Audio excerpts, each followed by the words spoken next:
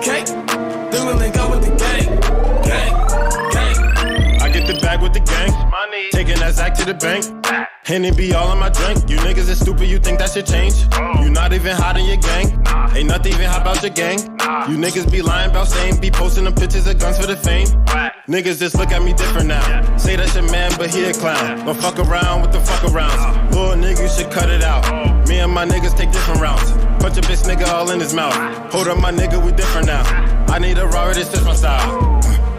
I get a check today, I spent it all tomorrow. I get a bitch today, she probably a foreign model. I get a check today, I spent it all tomorrow. I'm with my gang today, tomorrow never promise. OG, I draw up the plate, Henny, he go get the cake. Then we link up with the gang, gang, gang. OG, I draw up the plate, Henny, he go get the cake. Then we link up with the gang, gang, gang. OG, I draw up the plate, Henny, he go get the cake. Then we link up with the gang, gang, gang. OG, I draw up the plate, Henny, he go get the cake. Then we link up with the gang, gang, gang.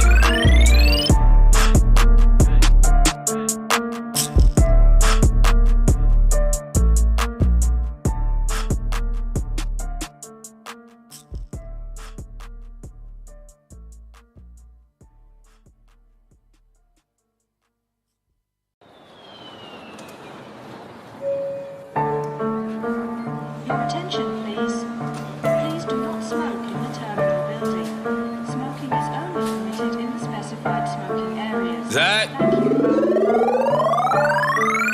OG, I draw up the plate, Henny, he go get the cake. Then we link up with the gang, gang, gang. OG, I draw up the plate, Henny, he go get the cake. Then we link up with the gang, gang, gang. OG, I draw up the plate, Henny, he go get the cake. Then we link up with the gang, gang, gang. OG, I draw up the plate, Henny, he go get the cake. Then we link up with the gang, gang, gang. OG, I draw up the plate. Niggas don't know what to think. Thought I get money, you change. What you thought we was the same? Still stay away from them clones. Niggas better leave me alone. Talking about niggas is low. Run with niggas who don't know you. Whoa, I made that zagging when city to city. You niggas not hot in your state. If it was money to get a hit Henny, we get it and never complain. Same go for the gang, and we split it up all the same. I can't really eat, let's stay straight, cause we go way back in the day. My day ones from back in the day, they still hang around me today. You wanna come round us, you can't. I'm rolling up loud, it's great. But mama, she bad but complain, cause I'm too in love with my dreams. And I gotta get on the plane, and go get this money with them. I draw up the plate, Henny, he go get the cake. Then we link up with the gang, gang, gang. OG, I draw up the plate, Henny, he go get the cake. Then we link up with the gang, gang, gang. OG, I draw up the plate, Henny, he go get the cake. Then we link up with the gang, gang, gang. OG, I draw up the plate, Henny, he go get the cake. Then we link up with the gang, gang, gang. I get the bag with the gang, taking that Zach to the bank. Henny be all in my drink. You niggas is stupid, you think that shit change? You not even hot in your gang. Ain't nothing even hot about your gang. You niggas be lying about same. Be posting them pictures of guns for the fame. Niggas just look at me different now. Say that's your man, but he a clown. Don't fuck around with the fuck arounds. Little nigga, you should cut it out. Me and my niggas take different routes. Punch a bitch nigga all in his mouth. Hold up my nigga, we different now. I need a Robert, this is my style. I get a check today, I spent it all tomorrow. I get a bitch today, she probably a foreign model. I get a check today, I spent it all tomorrow. I'm with my gang today, tomorrow never promise. OG, I draw up the plate, Henny, he go get the cake. Then we link up with the gang, gang, gang. OG, I draw up the plate, Henny, he go get the cake. Then we link up with the gang, gang, gang. OG, I draw up the plate, Henny, he go get the cake. Then we link up with the gang, gang, gang. OG, I draw up the plate, Henny, he go get the cake. Then we link up with the gang, gang, gang.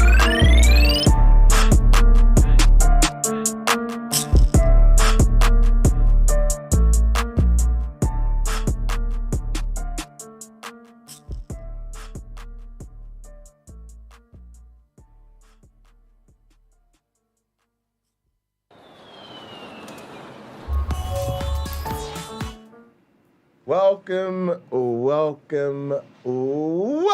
everybody. All right, we've got a very special edition of Late Night Counter Apologetics here, co-hosted by Niddy and Maya, and we are gonna jump straight into this thing because shit's going on and people are not paying attention to it. Maya, do you want to tell us why we're here? We're here because me and you have been talking for fucking months about streaming. I want to make sure it was special. We have to make sure it was right. Right?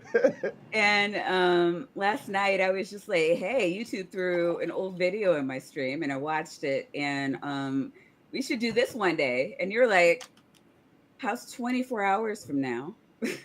Oh, did I say that? I'm a bad person. Pretty sure that's exactly how it went. Oh, you mean for this one? Yeah, okay, yes. I don't feel bad about that one. All right, nice. But no, all right, so we did a stream about this whole alt-right playbook thing, and it was, I think, one of the better streams we've done, and I felt like it was really influential on my thinking. But at the same time, I feel like it's all been playing out, and I don't feel like people are recognizing the enabling that's going on. I will say, if you can recognize the enabling that's going on, congrats. You can comfortably call yourself an ally.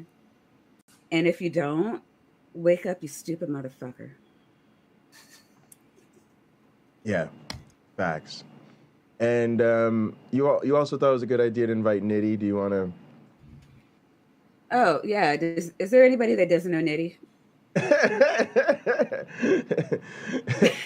Most days I don't even know, so... Why? Okay, so I'm looking at our things, and I'm like center stage. You are. Why isn't? Because you're big time. Why? Because this is your idea. This is your moment to shine. This is your. People know what the fuck I look like. All right, y'all want to get into this thing, man. Y'all want to roll this fucked up ass tape. That's what they're here for. All right. Mm-hmm. Can y'all hear sound? Probably not. Probably not.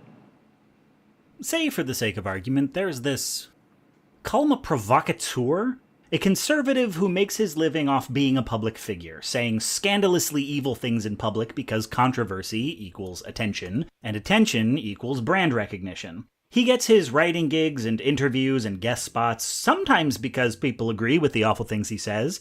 More often it's because he gets views. His economy runs on engagement, and hate clicks are still clicks. One revenue stream is speaking engagements, the college campus circuit. Fans at, let's say, UC Emeryville invite him as a guest lecturer. But UCE is broadly a progressive campus, which means his presence there would likely provoke a lot of outrage, maybe even a protest. And a protest would be pretty flippin' sweet. Protest means local news coverage, maybe more than local. All right, so I wanted to pause here, and the reason is because I feel like the easiest way to not see what's happening in your own backyard is to deflect and not see how it ties to what's going on in your community. So if you can see this as something we need to pay attention to, let's say when somebody goes to a liberal college campus, you know, because we kind of recognize that, right? A lot of these apologists, they'll go to the college campus and pick on a bunch of freshmen, asking them stupid-ass questions, and be like, that's super fucked up. But this is the same thing I see happening here when somebody goes into what they believe or we know to be a liberal or progressive-leaning channel, right? Or, you know, a channel where a certain perspective is valued. And, you know, try to do this whole thing where, oh, I'm just here to, you know, well, the thing that I see a lot actually is the person pretends they don't understand the issue, right? Right. I don't understand, you know, why this is a problem or where you guys are coming from. I'm just here to get it figured out. And then there's the same thing where a lot of us are anxious, quite frankly, sometimes desperate to keep up the ethos of engaging people with who think differently than we do. Mhm. A lot of us say that's a big reason we started our channel is to talk to people who think differently than we do. Right. And then, similar to what would happen on a college campus, this is a progressive or left-leaning community, or at least there's vocal members, that are going to be there. And then people use that controversy to stir up views, right? Stephanie would say, asses in seats and eyeballs on screens. Yeah, Um, exactly. yeah. And the issue, too, has to be put on both perspectives. Like, yes, it's a problem to identify the quote unquote provocateur, but it's also a problem with the university, or in our community, let's say a channel, um, not recognizing that this is what's happening. Because from a from a university perspective, I would look at it and say the university's kind of doing something they need to be very careful with, because they risk doing the same thing, right? They risk benefiting from their name being in headlines, from having a popular or controversial event on campus that sells tickets. And if they are not, sort of clear-eyed about what's happening, then they can be guilty too. And I think this happens in our community when we talk about platforming people, Mhm. where someone's not even necessarily making it clear um, where they're at on a particular issue. They're just like, oh, great universities host these debates and great channels, let everybody be heard.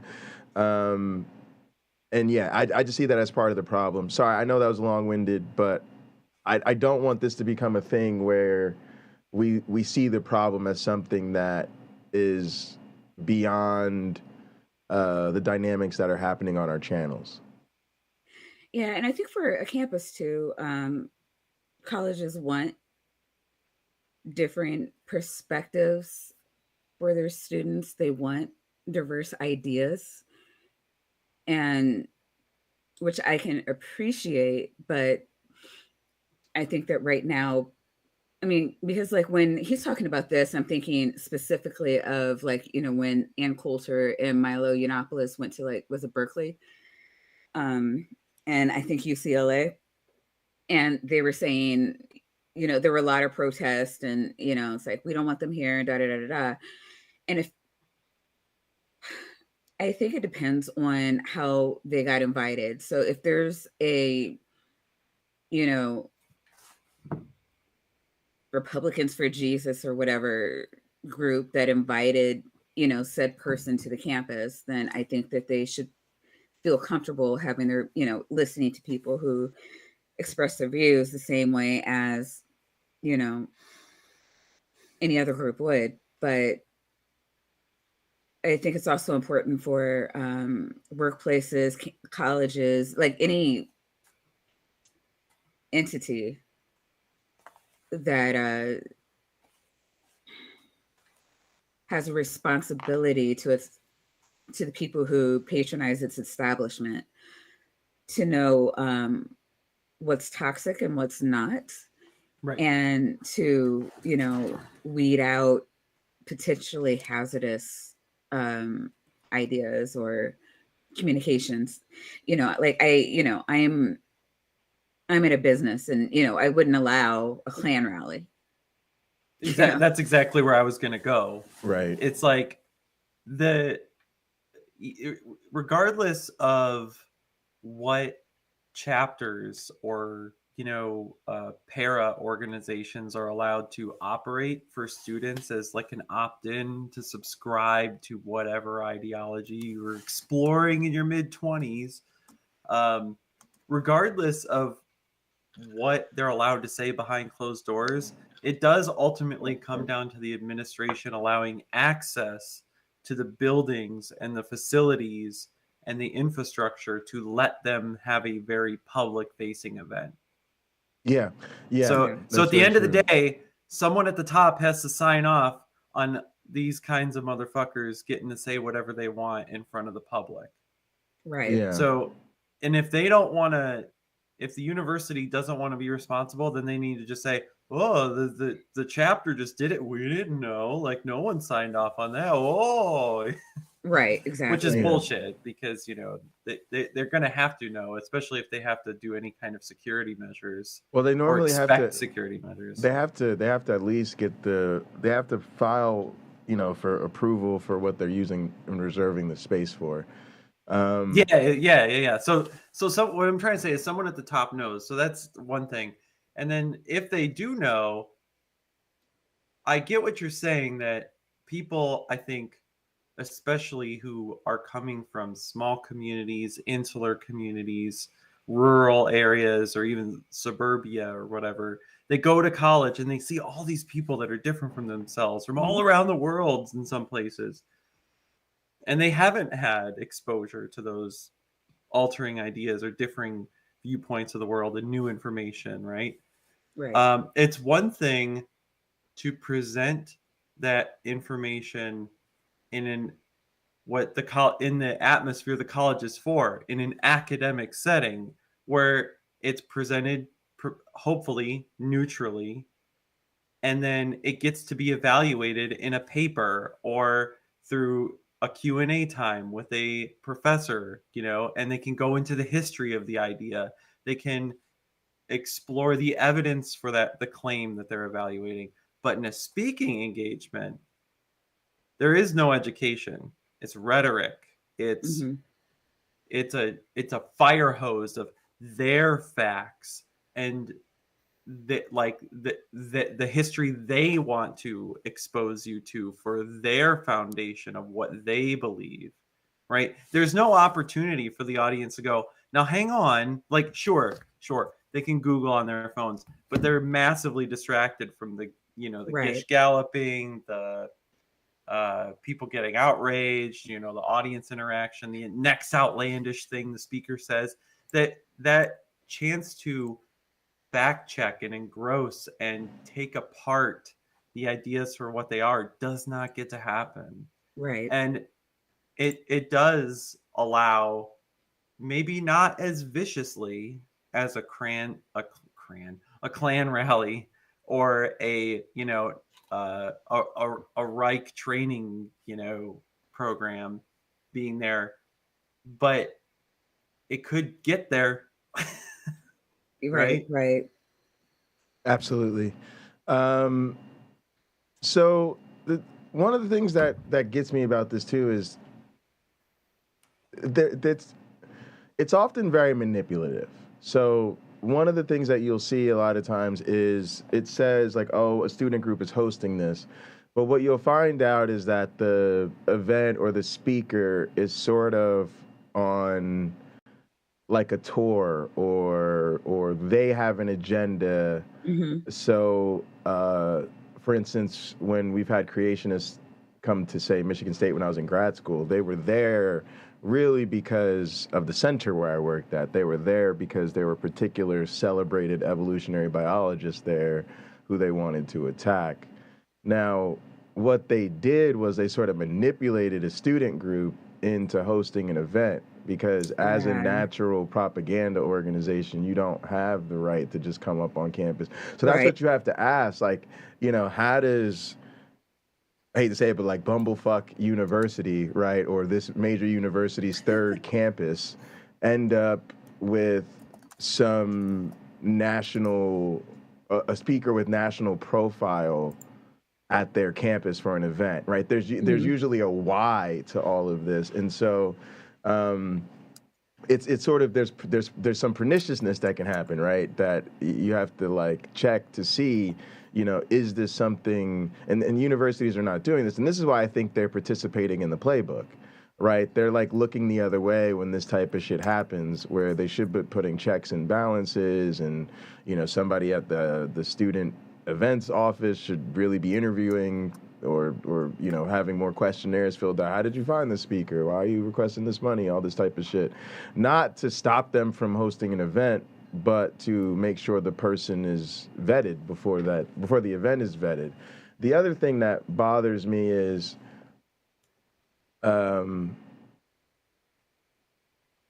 what debate belongs in any space. Right. The same way I think MDD is dog shit, because why are we debating flat Earth? Why are we debating the age of the universe? Like, why are we debating things that just have no intellectual merit to the debate? Now, you tie that to a social issue, well, now we have real problems.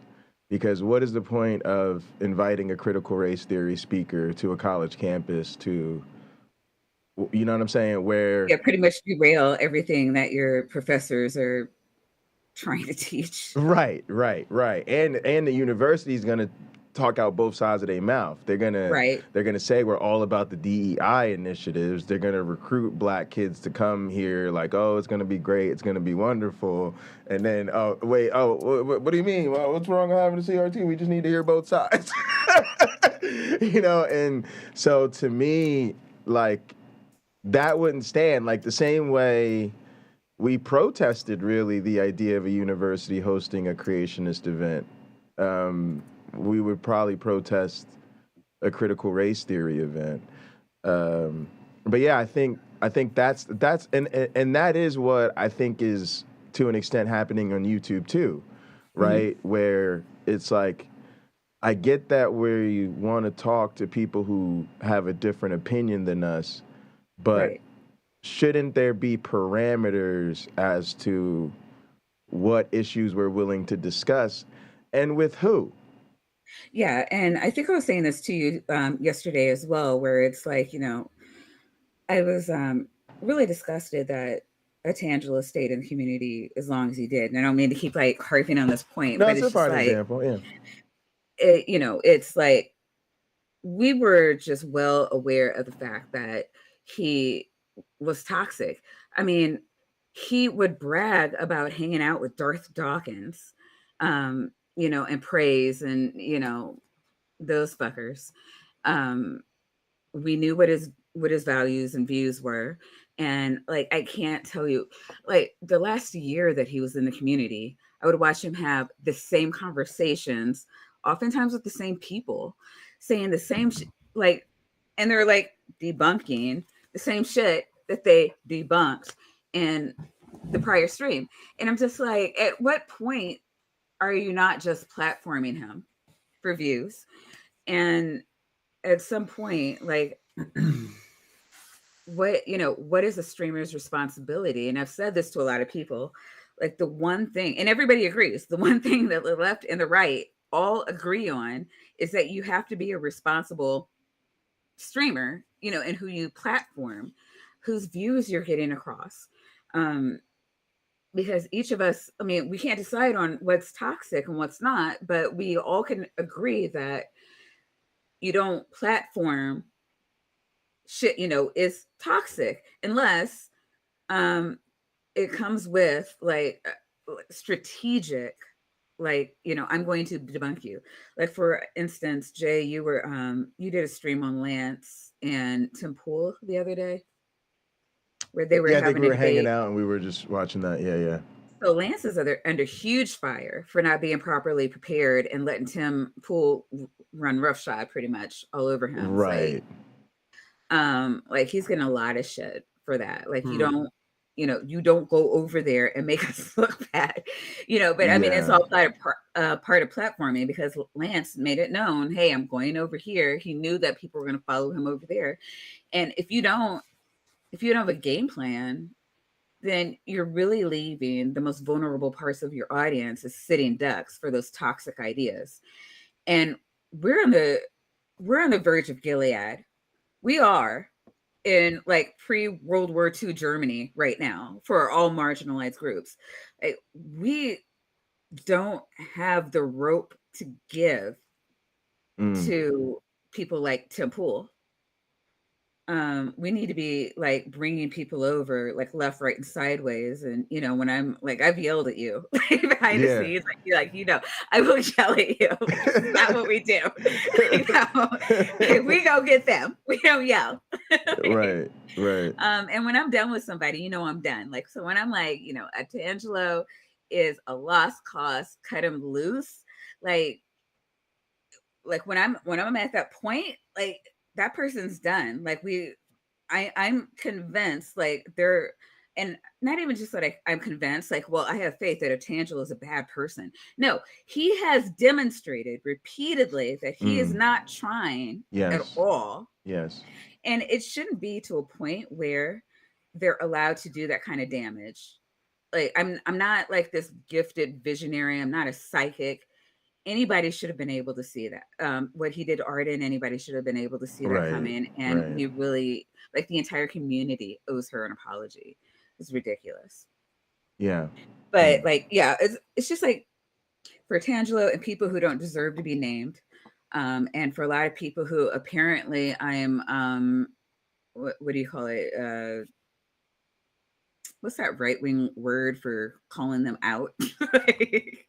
The echo chamber shit there. Canceling. Yeah, I'm canceling and creating an echo chamber. And I'm like, if you're out of my echo chamber, no fucks. Like, fuck off. Like,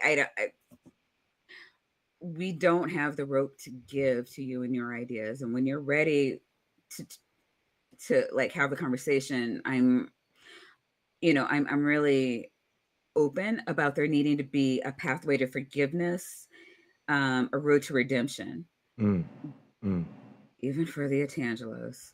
But you got to show me something. Like, you can't just, a 5-minute apology video and you still have your same views. I'm not impressed. Yeah, absolutely. So I want to roll more tape, but does anybody have any? This has just been such a great conversation. I almost feel bad. I feel like the video's interrupting us.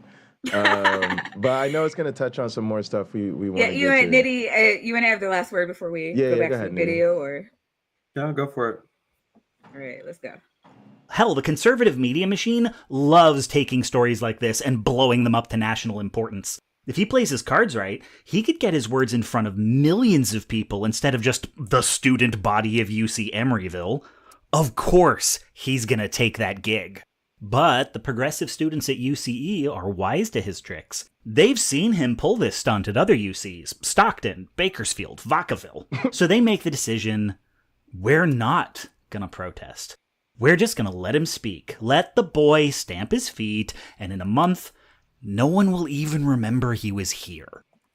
As the date approaches and the provocateur sees he's not getting the response he wants, he starts hinting things on social media, trying to bait a reaction. Psst.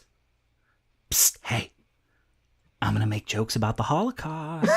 I'm gonna say Americans treated their slaves well. Nothing. So he ups the ante, makes it personal. I'm gonna put up pre-transition photos of your trans students. I'm gonna out the queer students I've seen on Grindr. I'm gonna name which of your students I think are illegal immigrants. Student body's like, bro, do your worst. Nobody's falling for it. Until one student's like, hold up. He's gonna dox immigrants in front of his audience of white nationalist gun nuts. Goodness. And we're just gonna let him? Some of his fans were in Charlottesville, right? Yes. What we're seeing here is a game of chicken between one group of white conservative... Yeah. A moment of silence for that man and how he got canceled from the group for speaking up. Because he kind of glosses over this, right? It's just like, hey, remember that one person who said, hey, maybe we should address this? And then maybe he was right. And he was never mentioned again.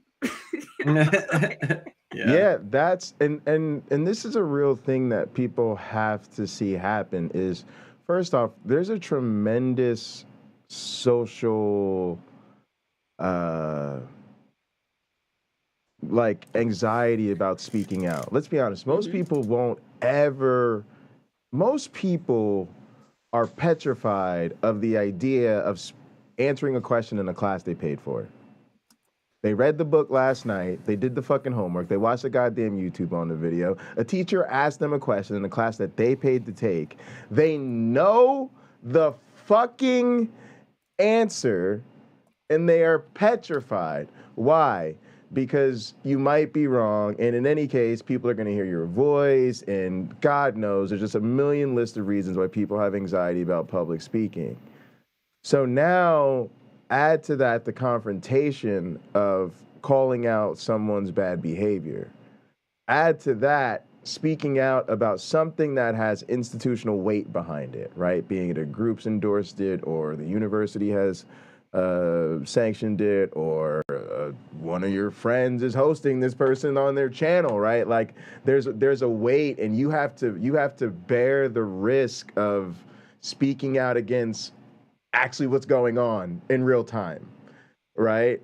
And then for a lot of people who have decided to go along with it for whatever reason, there's also now the discomfort that, oh, somebody isn't just going to let this go. And so there's a real way in which the fastest and easiest way to resolve this tension is to just get rid of the person who speaks out. Yeah. And this is where, whistleblowers and other people who try to hold people to account face so much backlash. And we have to recognize that that's kind of ingrained in us. To behave that way, and so it takes a lot to act against that sort of instinct. But yeah, it's really problematic. I also just wanted to speak to, like, without without mentioning certain names, but like, this is what I felt with a lot of the things that have happened around even like dog whistling and stuff like in our community, to where if people pay attention to how these things go, there's usually the presentation or somebody says something. And to be honest, most of our community is so like, we talk to or talk about freaking cult people every day who tell us we all deserve to die. So there's a sense in which we do let pretty much anything roll off our shoulders, at least at first. And so when people don't get reactions, they escalate. So, to speak to the whole like Avatar situation, right? Like, if I see an image of a particular racist dog whistle, 9 times out of 10, I'm not going to say anything. But what happens is when nobody says anything, the agitator goes, oh, well, let me mix it on up. I'm not getting a response, right? And I mean, and I don't know. I think it manifests in different ways. It's one thing where like, I don't know, I have a lot of conversations with my kids, and they'll say things like, I don't know, just racist tropes about different groups. And I have to be like, okay, you can't do that. That's racist. And I'll be like, what? No, it's not. I mean, so there are the people that are just like really don't get it. There are the people that are just bigots and they think it's funny shitting on other people. It's like, well, I know it's racist, but it's funny. Right. And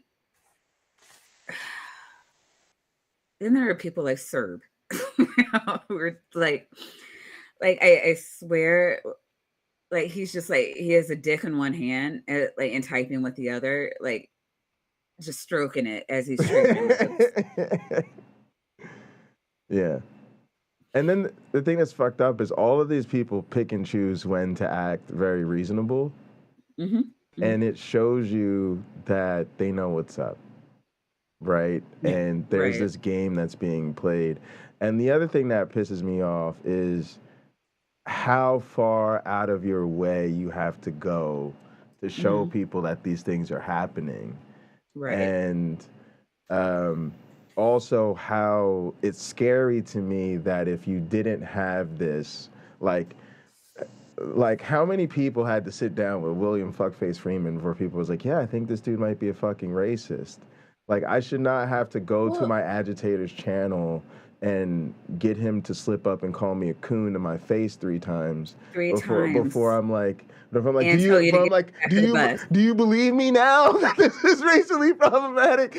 Like, but that's that You know, extra hoop you have to jump through just to no, go yeah. back and circle back And around and establish I what's want to going say on. Go that I ahead, go was ahead. wrong because I was yelling at you and I'm like, leave this Nazi alone. Nothing good can fucking come from it. Yeah. Like, I just, why are you doing this to yourself?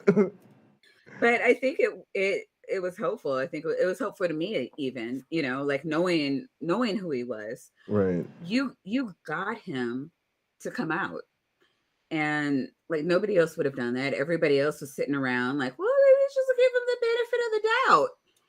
And in the meantime, I'm just like, where's my list? Like, fuck you. Fuck you.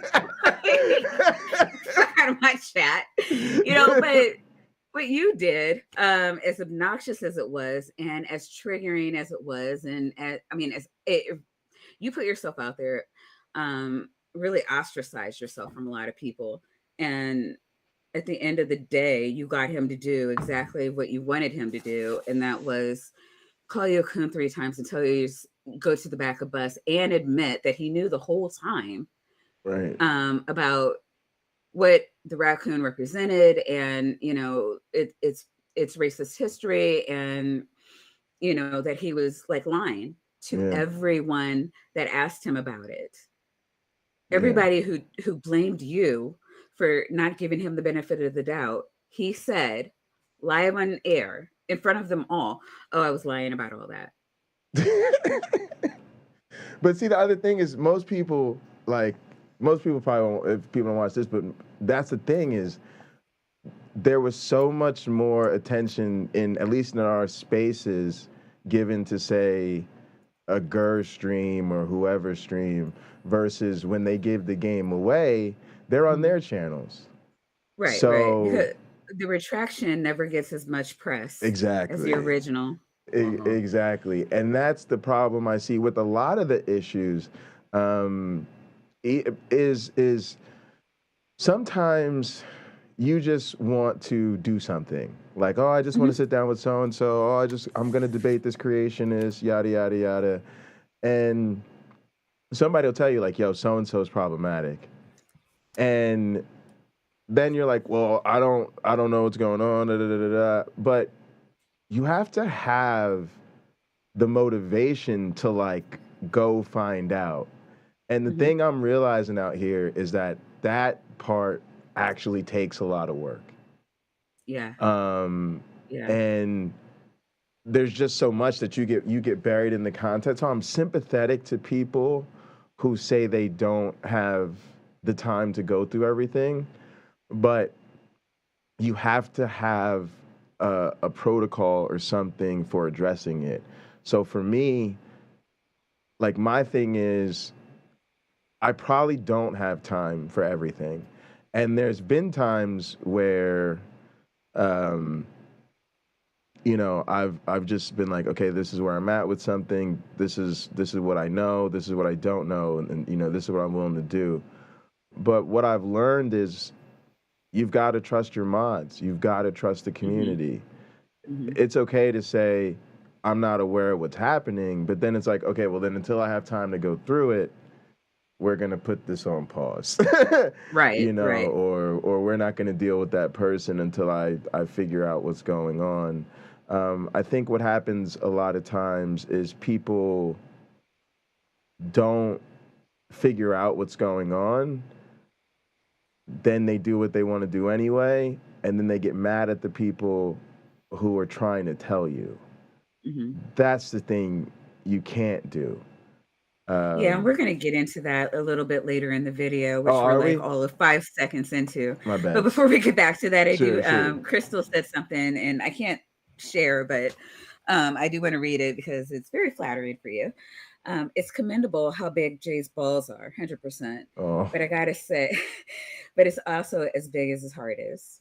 Oh, that's really sweet. That's really So your sweet. balls are the same size as your heart. Like, man, no wonder you're always sitting in that chair. I honestly, you know what I honestly really think it is? It's just it's the discomfort, right? Like we talked about this.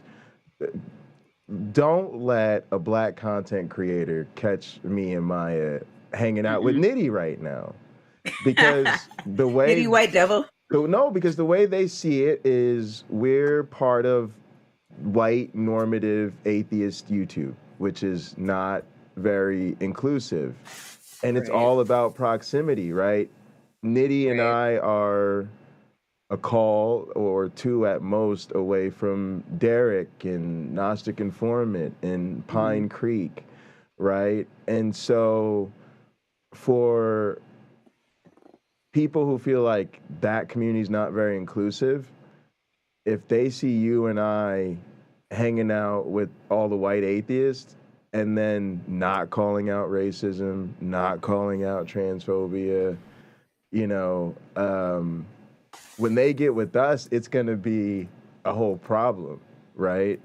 So, Well, then they haven't spent enough yeah. time on my content. I mean, I could go back to the cartoon if that makes it a little better. No, but I appreciate it, but it's just, I just, you know, I want to say thank you to people, but I also, because I really appreciate that, Crystal, but I also want people to be aware of this because a lot of people do care and they're trying to be allies, right?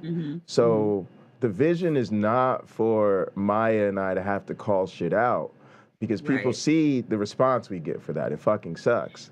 The response is for us to be comfortable hanging out with our white friends because if our other black friends happen to be peering into those streams, they be like, yo, y'all hanging out with some radical white people, yo. When shit happens, they be calling that shit out. They don't tolerate none of that shit. And then we and Maya are like, yeah, that's why we just kick back because we know if there's a dog whistler or a troll in chat or somebody says some anti-trans shit, the allies, they just be all on them. And me and Maya just be like, popcorn emoji, keep it going. Instead, it's exact flip. We're out there in a dog fight. Everybody else is popping popcorn. It doesn't work that way. Right. and then as good as it is for people to celebrate that, you know, we're calling things out. We're like, really, A, we don't want to be, and two, we honestly feel like we have to. So I just, you know, want to speak to that. All right, let's try to get some footage through. We're not reactionaries, we're and one group of, let's be honest, mostly white liberals, for whom the stakes are who gets paid attention to. The provocateur doesn't have the ammunition nor the optics to attack privileged liberals directly, so he pokes and prods at various social minorities whom privileged liberals are supposed to care about, until he gets a reaction. Going after people of color is a pure Xanatos gambit for his fans. Either they get a protest and a national audience hears their reactionary rhetoric, or there's no protest and they get to fuck with some immigrants. And because white liberals are largely ignorant to the threat posed to those immigrants, white liberals are not great at assessing the full scope of the danger. Often enough, this remains to them an argument about ideas and principles. To them, they are but words, until someone gets hit by a car or shot, and then it's who could have predicted? The provocateur's animating force is not hatred of people of color. It's hatred of white liberals, just as white liberals' animating force is less advocacy for people of color than moral victory over conservatives. Neither side acknowledges people of color as... Yeah. All right, I'm sorry. No, it's fine. I want to disagree. Yeah. Oh, go for it. Too, but Niddy, you go. I've been talking so much. I just want to say we are underestimating the perverse joy the Nazis get out of fucking with immigrants and people of color. Yes. Sure. Yeah. Yeah. Completely agree there. Absolutely. Sorry, no, but so as even when I was a Christian that tried to shoehorn some conservative ideas into the way that I live my life and interact with people and value things, I now, like, abandoning that ideology and commitments, I still viewed myself and continue to view myself as more progressive, and we'll call it liberal, I guess. But when I am talking about issues for people of color, or social or sexual or economic minorities, that doesn't come from a place for me to win. And it never has. And so my objection is I don't care about like having a high ground. For me, I'm not trying to blow smoke up my viewers' asses. I really am trying to care for the person that I'm envisioning someone that I've met before, or I know exists in my neighborhood or my city, that this shit affects. Like, not every liberal is like, I just want to beat the conservative Nazis, or like, you know, or what, or the bigots. I got to beat the bigots. Like, no, like some of us are in that fight because we vote, we protest, and we're the person we're doing it for is next to us. Mm-hmm. Right? We're not blind. Like some of the liberals are not blind. Some are. Some are exactly this. They're privileged. They can drive all the fuck around the country and protest the bigots all they want. But some of us are just like, no, this is fucked up. Let's do something about it, right? And we're trying, but you have to be patient and know that the kids on campuses with their BMWs and their, you know, scholarships and shit, that like the older white liberals that are protesting, maybe they are like actually doing this because they give a fuck, not because they want to beat some bigot or be right at the end of the day. It might feel like that. It might look like that from media portrayals, but you can't. I almost would say that that's similar to saying all cops are racist, right? Mm-hmm. You just can't do that. It's right. Just like it's an inverse genetic fallacy against the people on the left. Yeah.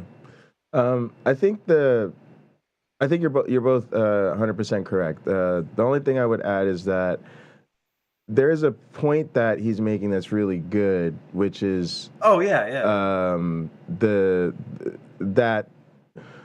problem is thinking that making the mistake that this is about principles and ideas and letting this remain a word game, and that's kind of what we were touching on about debating topics that shouldn't be debated, right? And that's even the issue with when somebody's identity becomes what they call a political football. Like it's that's scary. Right. Yeah.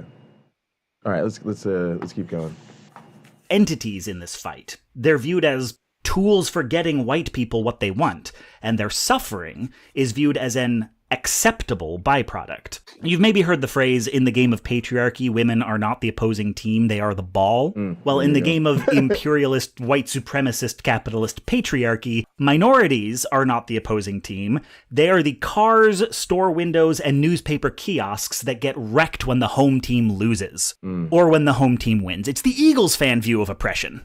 And make no mistake, weaponizing or disregarding students of color is still racism. Boom, there it is. But it's racism of a kind most white people have trouble recognizing, or to speak with a sharper edge, that white people often refuse to acknowledge.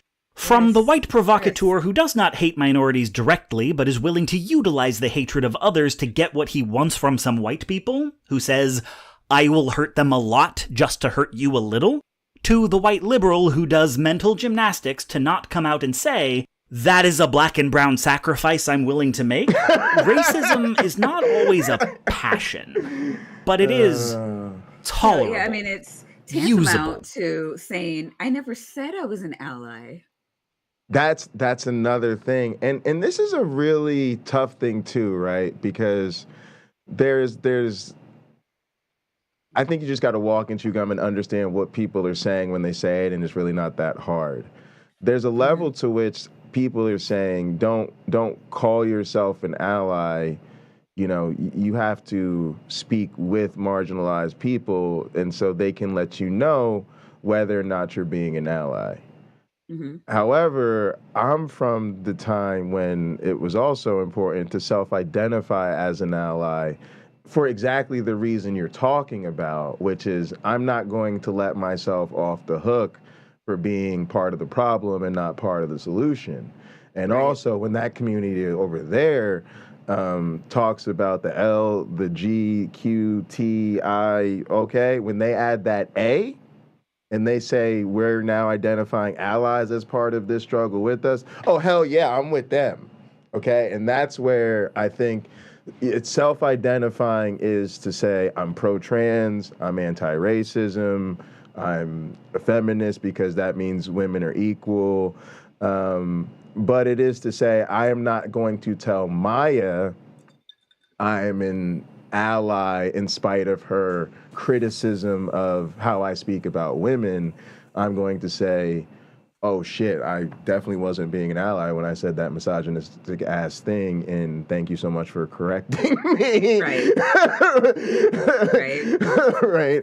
No, I mean, and seriously though, like the one thing like that has meant so much to me throughout a lot of the racism and the transphobia that we've been encountering lately is when people come to me and say, hey, if I ever act like that or if I ever do something stupid like that, will you please tell me? Like, I mean, it means the world to me because like nobody's asking for perfection. No one. And like you see what Stephanie does, and Stephanie's fucking amazing. It's just like, hey, Yes. the thing you said has the potential to be problematic, and I'd like to maybe explain the nuances and something that you could do differently going forward. And it's not like, hey, you did a bad and that means you're evil. It's we're all human. And it's just impossible to understand the plight of every single American, much less somebody going on, overseas. What allies need from all of us, me included, sometimes, and it's not like, hey, you're going to be canceled if you misspeak. It's just know that there's things that you're going to do that's going to upset people. Not just take that as a given. Yeah.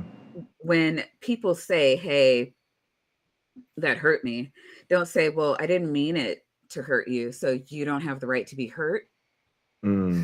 Listen to what they're saying. And even regardless of whether you felt you did something wrong or not, just take it with a grain of salt and try to implement it into, your activities going forward.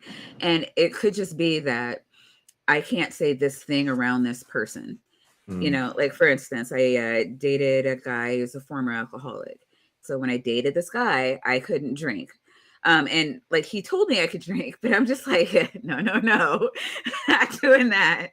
Right. And I mean, it was a personal choice I made so that I didn't want to do anything that tempted him. Sure. Right. I didn't know where he was in his walk, and I didn't want to do anything that would like put him back in that horrible place. And it was a choice I made, yeah. And I'm sure it's not a choice all of his girlfriends made, but sometimes, me drinking wasn't bad. It wasn't wrong. It wasn't illegal. It wasn't unethical. It wasn't immoral. Right. But it was something that I wasn't comfortable doing. Allyship is like that too. Even if you don't think you're doing anything wrong, there may be one thing that this person that you don't do around this person. There may be, one thing that you don't do around this group. And again, it doesn't make you a bad person. There's just, it's part of the social contract, there's things that I can't say around kids, and, and we all understand that, and that's fine. But like when it's, trans people, then all of a sudden it's like, well, I'm adult and I should be able to say and do whatever I please. Fuck off. Yeah. You can't have trans friends and then also say fucked up shit like, well, I never said I was an ally. It's bullshit.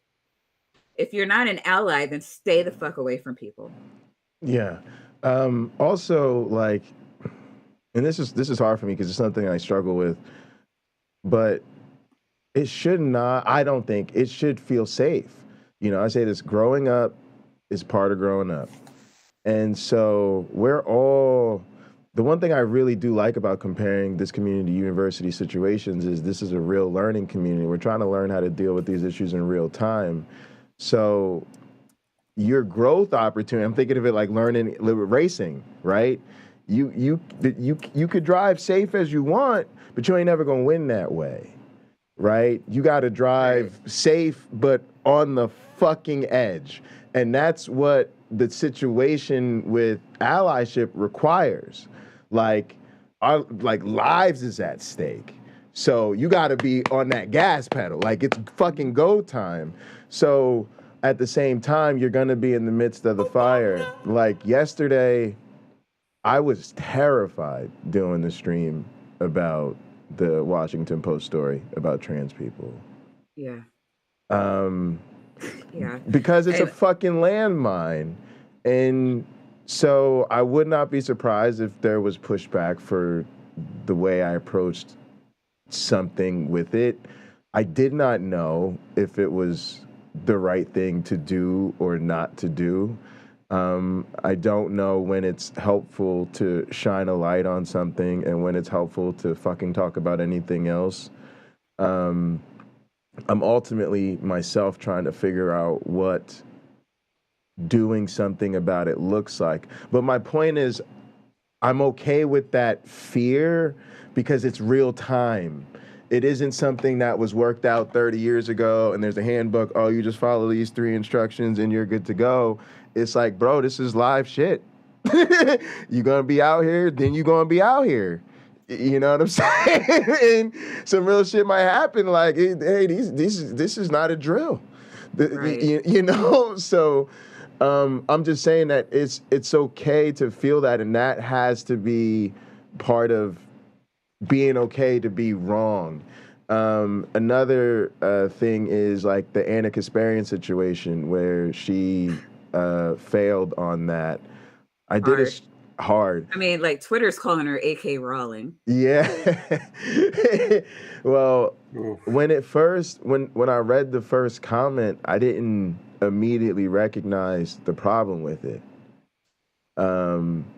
And I did a stream after people in Gather were able to explain that to me. And the reason I did that is because I wanted a public chance to say, I didn't see this right away. This is a situation where I didn't hear the dog whistle.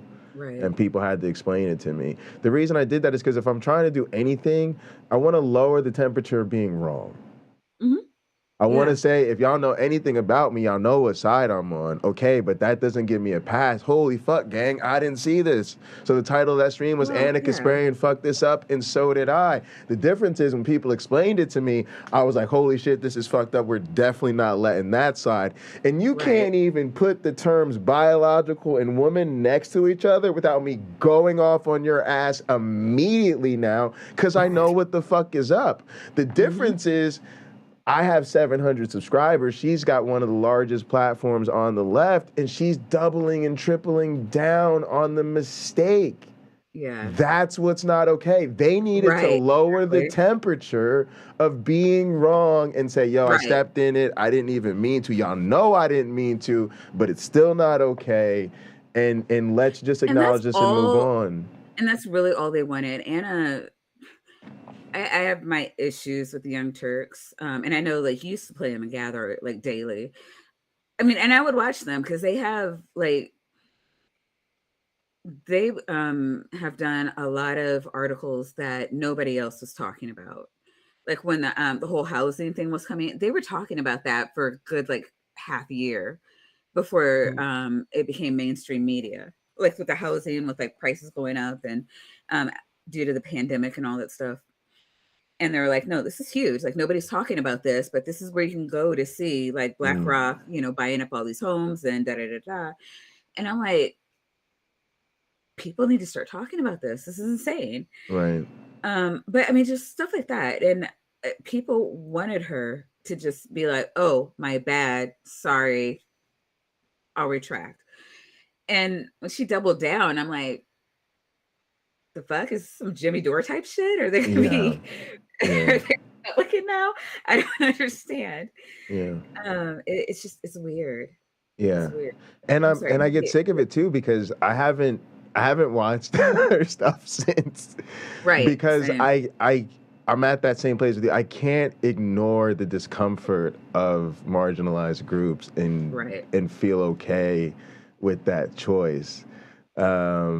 So, you know, I've tried not to completely shut off the network or the other content creators. And if somebody plays something from the Young Turks, I'm like, fine.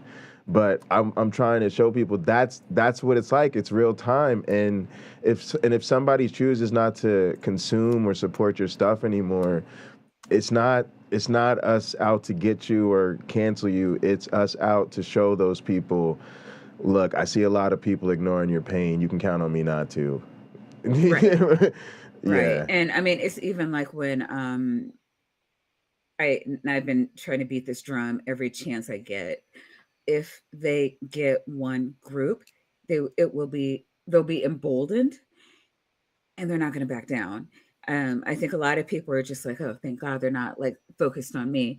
And I'm like, okay, well, they've been focused enough on the trans community or long enough on the trans community for you to have caught your breath and for you to join us in the fight against them. If they're only focused on one of us, then they're not going to see the rest of us rushing at them.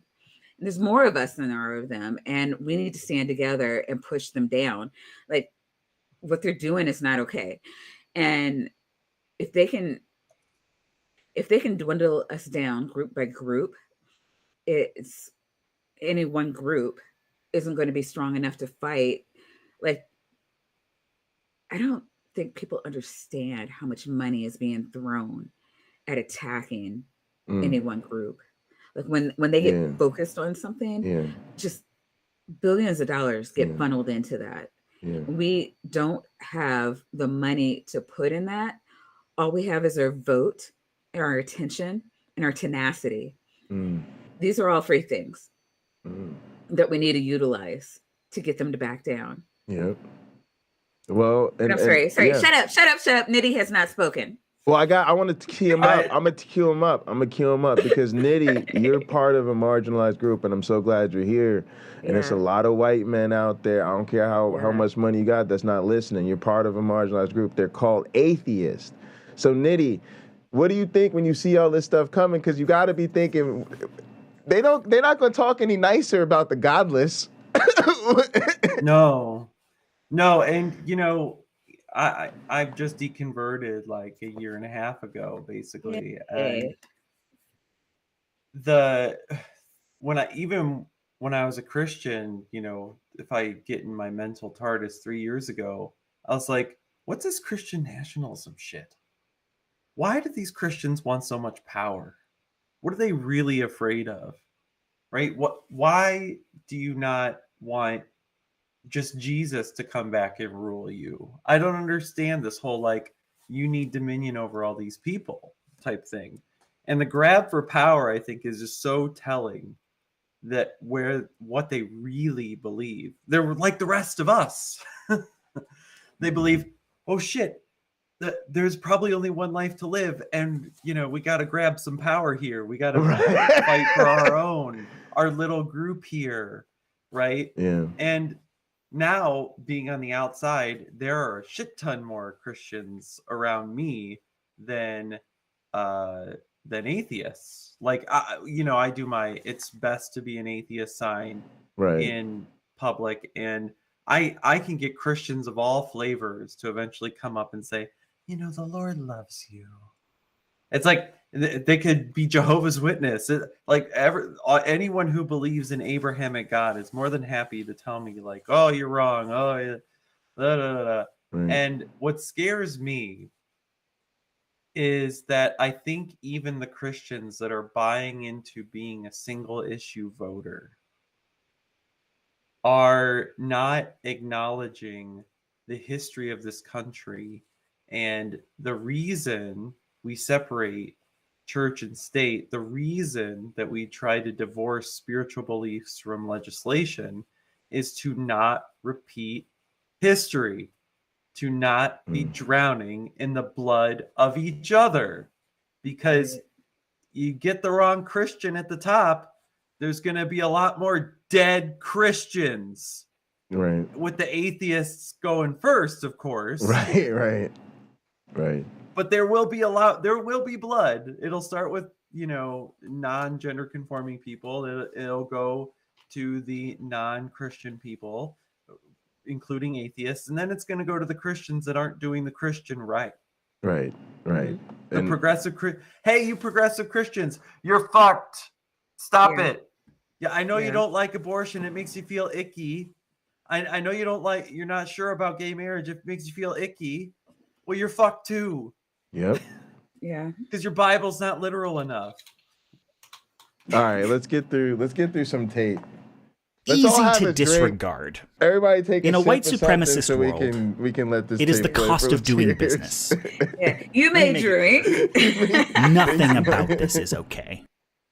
Now, the weaponizing of minority suffering is employed against many minoritized groups. I could be making this video about transphobia or homophobia, and while many details would differ, I wouldn't even have to change my intro. Samuel R. Delaney, take a shot, argues that misogyny is the oldest bigotry, and therefore the model on which all other bigotries are based. I'm focusing on institutional racism as my chief example, first because this is America and the cup runneth over. Second, because in the 2016 election, the greatest indicator a person was going to vote Republican more strongly correlated than being registered as a Republican was racist sentiments. And third, because racism is a fundamental building block of fascism and a primary means of sowing discord on the left. But we'll get to that. I am going to curb my reflex to make every alt-right playbook some kind of definitive statement. I do not have the last word on American racism. If you want to hear about American racism from the people who experience it, here's a book. Here's 5 books. What I bring to the table is, I have at this point several decades experience being white, and in trying to explicate white supremacy, it is sometimes worthwhile to look at it from the inside. So my focus will be, what does whiteness mean to white people? American racial discourse has 4 principal white characters. On the far right end, you've got the guy white people picture when they hear the word racist. Your Klansman, your neo-Nazi, your suit and tie ethno-nationalist. This guy knows he's a racist, and he's proud of it. Next to the white supremacist, you've got the white collaborator, the politician, public figure, or businessman who does not agree with the white supremacist on paper, but will seek out their votes, attention, or money. Next to the collaborator, you've got the white moderate, people who ostensibly believe in racial justice as an end goal and are somewhat committed to bringing it about, but only with the cooperation of the white collaborator. It wouldn't be fair to do it without their consent, you see, and thus the white moderate spends a lot less time opposing the majority of the collaborators Democratic Party, appealing to their better natures. They tend to operate on behalf of people of color rather than with them. Boom. Plainly put, the cost of doing business maneuver is this group using this group to attack this group, using people of color as their weapon of choice. It is white supremacy in the form of 3 groups of white people fighting amongst themselves.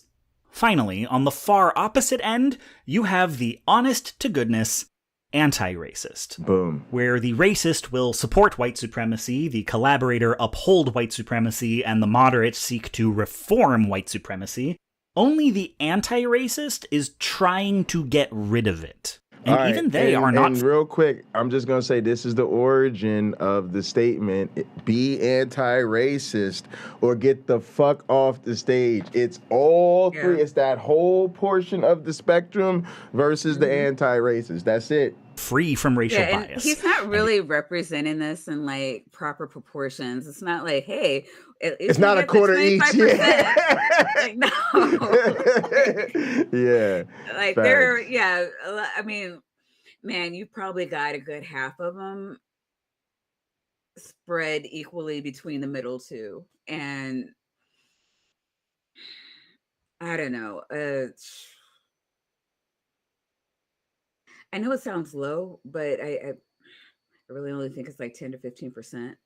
Like if you're like, we're just talking about white people. Like Yeah. if you're really honest with if they're really honest with themselves, they're anti-racist. I think most of them honestly are like the MLK white moderates where Right. it's just like, I would prefer it if racism was gone, but only if I don't have to do anything uncomfortable. Or Yeah. if nobody does anything that's uncomfortable to me, like protest Or in a front of a genuine parking space feeling at of light. without upsetting the order that I'm comfortable with, right? Like that's the Yeah. yeah. If you tell one of them, you are not free from racial bias, it's not guaranteed they will react well. It's just, if you're trying to fight white supremacy, they're the white folks you have the best odds with. Boom. Now, this little chorus line is not how white people typically frame the situation. We usually think of racism as a binary. There are racists, and there are non-racists. In that framing, the provocateur is someone whose allegiance we get to debate. He willingly sacrifices people of color, but without personally hating them. Does that count as hashtag racism? This debate lasts approximately the rest of your goddamn life, which should be evidence enough that the frame is wanting. Yes. In today's framing, there are several shades of racism, and there is anti-racism. There it is. There is no non.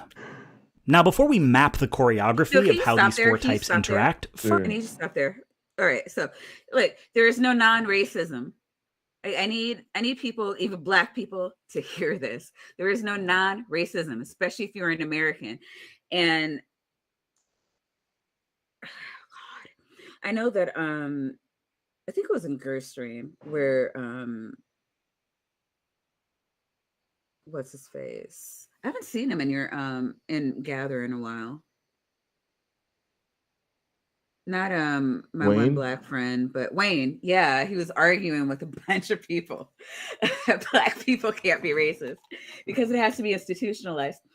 So, and a lot of people don't understand that talking point, and it's a legal talking point that when you're in the movement, like you're fighting for equity for people of color. That's the definition that we put on the table. Because you can't legislate what's in people's hearts. Right. And from a practical matter, I say this all the time, and I hate the question, well, do you think that Trump is really racist? Well, he's practically racist, so I don't give a fuck.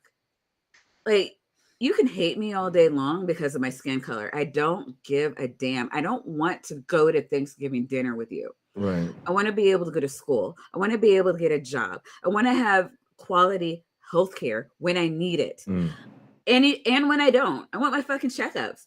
I want to be able to buy a house. I want it to be appraised at the equal value of Niddy's. Like I want you to not stand in my way. I don't need you to like be a guest at my wedding. Right. But like you need to make my wedding cake. Fuck you.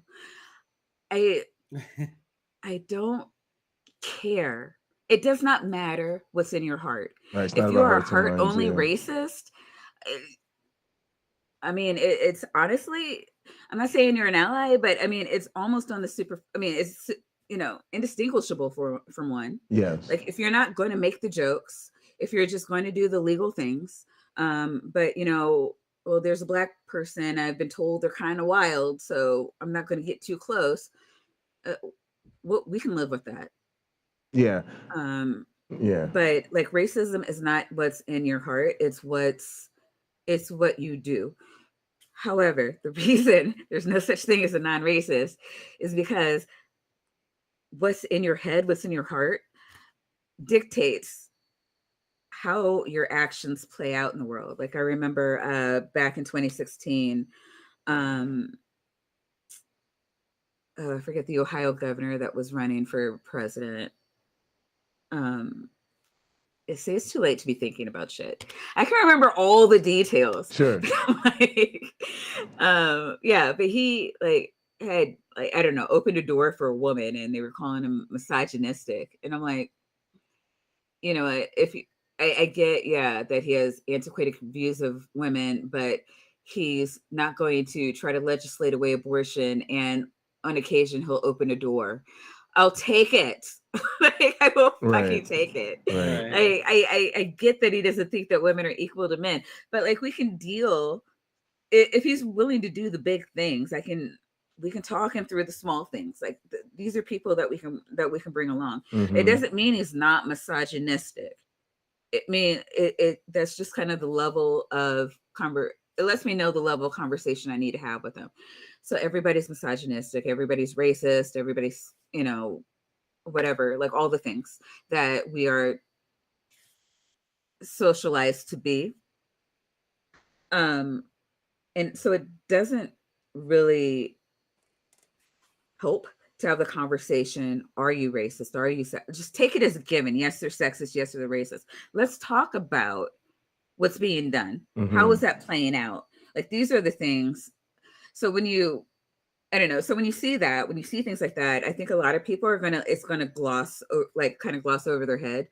Like, what do you mean they're all racist? Like, I don't understand that. Like, no, yeah, we all are. Let's just, Yeah. I see what you mean. Also, anti-racism isn't about hearts and minds. And this is what people sitting on the sidelines don't know. Like, you might think my treatment is unfair, but if you're going to just sit there quietly while someone treats me unfairly, then you telling me later, hey, I thought that was really fucked up. Like, that does nothing for me. And I grew up with a ton of that, right? This is one of the things when I say I was the only black kid in all white school that I'm not identifying as a specific experience. But that is one of them, is that there were so many people who after the fact or privately or, when it was safe to do so would tell you that, they thought you were okay and all the racist shit is super fucked up, but they weren't willing to actually put anything on the line, speak up, do anything, or even maybe not invite me and the racist to the same party so that I can actually enjoy myself because, I don't know, racism isn't my fault. But, it's that same vibe. First, a quick note on how most white people think about whiteness. Short answer, whenever possible, they prefer not to. Yeah, it's a great video, Wayne. Whiteness in America. Is it vanilla? No. It's fior di latte. Nothing but milk and sugar. When non-whites are flavors, we are the base. In the same way one does not hear one's own accent. British people have accents. That's not a lot of pots. But we just speak English normal-like. That's not a lot of pots. If you have not built your whole identity around being white, you probably don't think about your whiteness very often, and perhaps even feel uncomfortable when one points it out.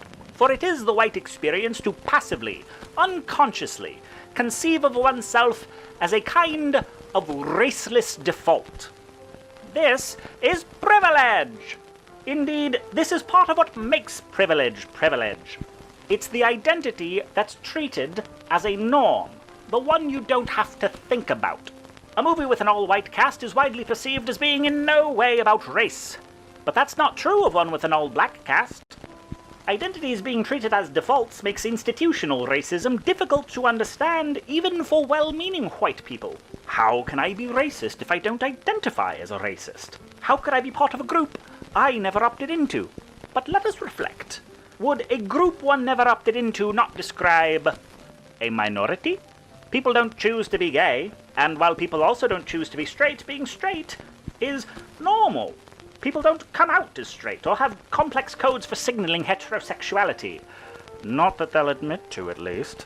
In lieu of other evidence, straightness is presumed. But if people clock you as gay, or even think they've clocked you as gay, then you stand out from the background. It makes you more visible, where the appearance of straightness makes you less so. Makes you the everyman. Of the many identities one may have at any given time on any given axis, there is typically only one default, whose rules operate differently to the rest. The more of these normal identities one possesses, the more accustomed one is to being the default. The idea is foreign that people might group one not by how one thinks of oneself, but by how one is perceived. and by how one impacts others. It gets hard to fathom that any more than whether or not a light-skinned Mexican gets to be white is up to them, whether or not you fit the definition of racist is not up to you. The boundaries are not policed from the inside. All right, can we stop right there? So, okay. Yeah. I loved all of that. Yeah. I feel like, and I'm so glad, like, everybody here is, I mean, not that everybody here needed to hear it, but like, I've been saying this so often in the past month, like, a lot of, like, just the not knowing, the unknowing, like, the obliviousness is privilege.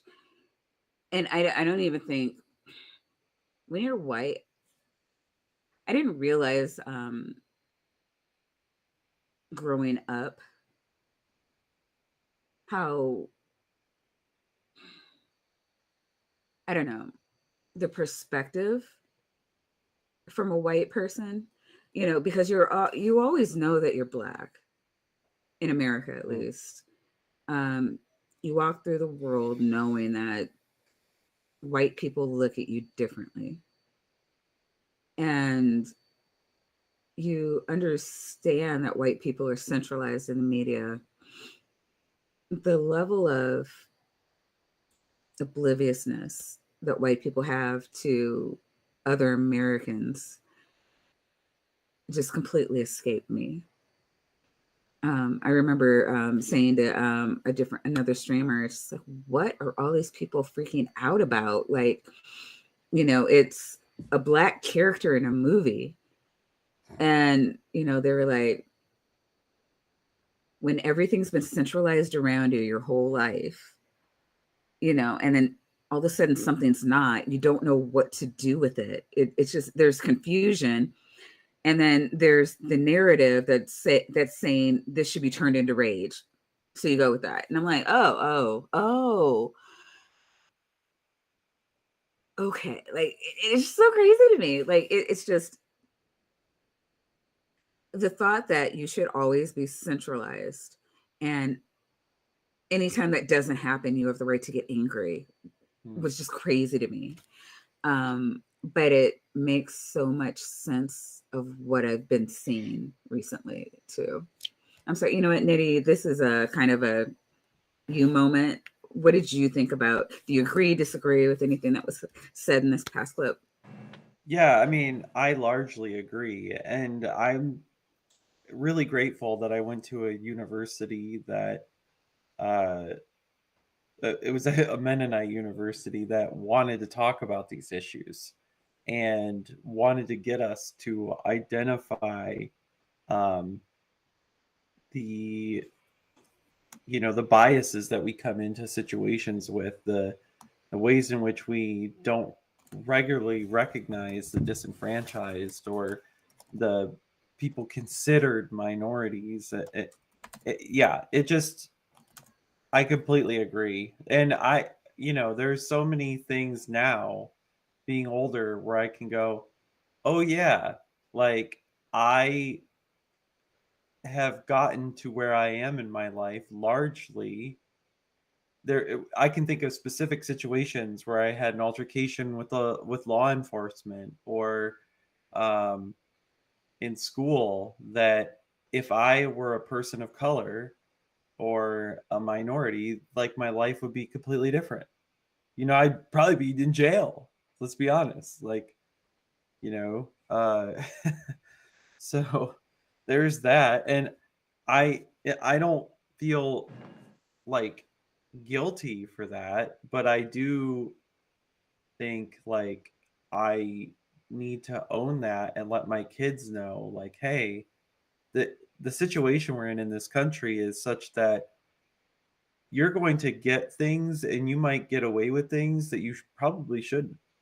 That you need to be aware that you might get treated differently than the people you become best friends with at school. And things might be harder for the people that you want to be friends with because they go to an inner city school. And things are going to be harder for people you want to be friends with that aren't going to be as hard for you, and you need to be ready to help them, understand them, listen to them, and and stand up for them when malactors come their way. That's great, Yeah. Niddy. You need to have everybody needs to have the conversation with their kid about race earlier and privilege and make it make it easy. Sorry, go ahead, Maya. I gotta put my kids back on, X-Men, Captain Planet, and like the shit where like in the 90s, like there were so many good or decent rather, like, diversity education shows and episodes where it was like a non-issue. It was like socially awesome to be like, yeah, let's accept new ideas. Let's let people marry who they want. Let's let, like that was like the basis for like whole character arcs in cartoons and young person media. And it wasn't a fucking deal at all. Now it's like, oh, people with different sexual ideas that don't want to feel ostracized. Oh, can't talk about that. Fuck all them. Like, where did you guys grow up? Mm-hmm. Like, I don't understand. Yeah. No, I was just gonna say, I know, Jay, you were talking the other day about how your mom was like on you about your privilege, and she didn't want that to be lost on you. Yeah. Just because there's like this, like if you grow up around if you don't grow up around black people, they're worried that you won't understand the history of slavery and segregation and the civil rights struggle, and it's a lot of weight to put on children. But yeah, and that's what I meant by it's good for everybody to start having the conversation younger. The other thing I was just going to say is he talked about being aware of your privilege, but I also think it's important to take away the point of being aware of your culture. Like, when I want to talk about racism, I talk about racism, but when I say something is part of the white boy problem, that's what I'm talking about, culture, right? Like, if somebody explains their feelings or their experience to you, and you look at them and you say, well, what's your evidence for that? Or, I'm not sure about your epistemology, right? That's a cultural thing. Like, because the way a lot of other people come up, that's not a normal thing to say to somebody. That's not a normal conversation to be having. And so some of these things, what becomes the norm or what's regular, this is what we do around here. Yeah, well, sometimes that's weird to people who this isn't their normal operating mode. So I think that's a lot of what I experience. Myself, Maya, Steph, all these people I know from different groups, we're somehow in this weird world where we're participating in a culture that hasn't really integrated the perspective of people like us. That's we're happy to be here.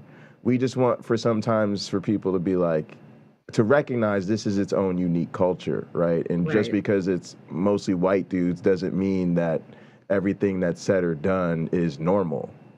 It's definitely not. All right, cool. Going again from right to left, this is where we find the titular alt-right. What's novel about the suit and tie ethno-nationalist is how they break from the iconography of racism. Their goal, like that of many racist people, is to attack and oppress people of color, but in such a way that the white establishment lets them get away with it. The average white person's shorthand for a racist is still primarily the Klansman and the neo-Nazi, respectively a rural working-class white nationalism and an urban working-class white nationalism. The alt-right is the gentrification of white nationalism. Their pocket squares and MBAs and $90 haircuts short out the white moderate's brain because they still associate white supremacy with white trash. Racism is worse than evil. It's common. It's why they insist reactionary conservatism is propped up by the white working class in flyover states, despite all evidence to the contrary. The alt-right can't be as bad as everyone says, because whoever heard of a racist going to Harvard? The alt-right bridges the gap between white nationalism and the rest of white culture using class signifiers to gain access to the political and social capital of the more mainstream collaborator, and getting the moderate to treat them not as someone to be ignored, but someone to bargain with in good faith. The collaborator finds value in this relationship because, regardless of one's position on it, racism works. A police officer may not be personally racist, but when it's the end of the month and they need to hand out a few more tickets to make quota, it's safest to do so in a low-income neighborhood where the average driver can't make their life hell by hiring a lawyer. And due to decades of racist redlining, most low-income neighborhoods are disproportionately black and Latine, so... And a prison warden may not be personally racist, but white people are approved by jury selection more often than people who think the justice system itself is racist, so black and Latine people are the easiest to jail, and private prisons get more funding when they're full, so... And a conservative politician may not be personally racist, but black and Latine people predominantly vote Democrat, and since they're disproportionately imprisoned, if the politician denies convicts the right to vote, they're more likely to get reelected, so... I don't know whether the labor unions and their bosses really hate me. That doesn't matter, but I know I'm not in their unions. I don't know if the real estate lobby is anything against black people, but I know the real estate lobbies keep me in the ghetto. I don't know if the Board of Education hates black people, but I know the textbooks they give my children to read and the schools that we have to go to. Now, frequently enough, these people are self-identified. Now, and I think everything that he laid out is perfect because it really illustrates a lot of what I've been saying about, racism. We don't care what's in your heart. It's what you do. Absolutely. Absolutely. And these are the effects of what you do. So whether or not you would invite me to Thanksgiving dinner, what I need to know is if you would sell me down. Like, okay, what I've been saying is like, okay, would you or would you not allow me to be drug out of my home, to be lynched, if it would keep you comfortable? That's what we need to know. And I don't know. I mean, it's just all these things. It's like, well, I need to be comfortable. And the way I do that is for you to be uncomfortable. So... Yes. It's like Wayne said, there's no good ones unless you're willing to get up from the table with Nazis. Yeah. Yeah. Absolutely. 100%. Card-carrying racists. My point is, for this system of incentives and rewards to operate, they don't have to be. Any of them may, but none of them Great must. points, man. Racism exists, and it's efficient. Yeah. And in a capitalist society where cops are competing for promotions, private prisons are competing for contracts, and politicians are competing for votes, if an unethical behavior sees a higher return than the alternative, then ethics are a luxury. There are hundreds of examples of businesses that claim, in periods of prosperity, that they prefer to do what is right over what is profitable. But what do they say when prosperity ends? Every boom has a bust. Since 1900, the US has spent 1 out of every 4 years in recession. And in the lean season, not using this generations-old system built by white people to advantage their descendants is a liability. A values-based business typically goes one of 3 ways: compromising their values to stay competitive, getting bought by someone who compromised their values to stay competitive, or sticking to their guns and facing a higher risk of going out of business. Many choose to do the right thing, and some even survive. But that's beating the odds. The market trends towards the optimal strategy. No one ever went broke appealing to the ignorance of white people. The collaborator treating non-white suffering as the cost of doing business also works rhetorically. The average conservative citizen doesn't know anything about the Syrian civil war, but they know the refugee crisis is something the left seems to care about. So demonizing refugees is mutually beneficial for pundits and politicians who want to rally their base by spiting liberals, and for white supremacists who want to mainstream racism against Arabs. The average conservative citizen doesn't understand epidemiology. But they don't want to blame their own party for letting 1 million die of COVID, so calling it the Chinese virus is mutually beneficial for pundits and politicians who want to deflect blame onto a foreign nation, and for white supremacists who want to mainstream racism against Asians.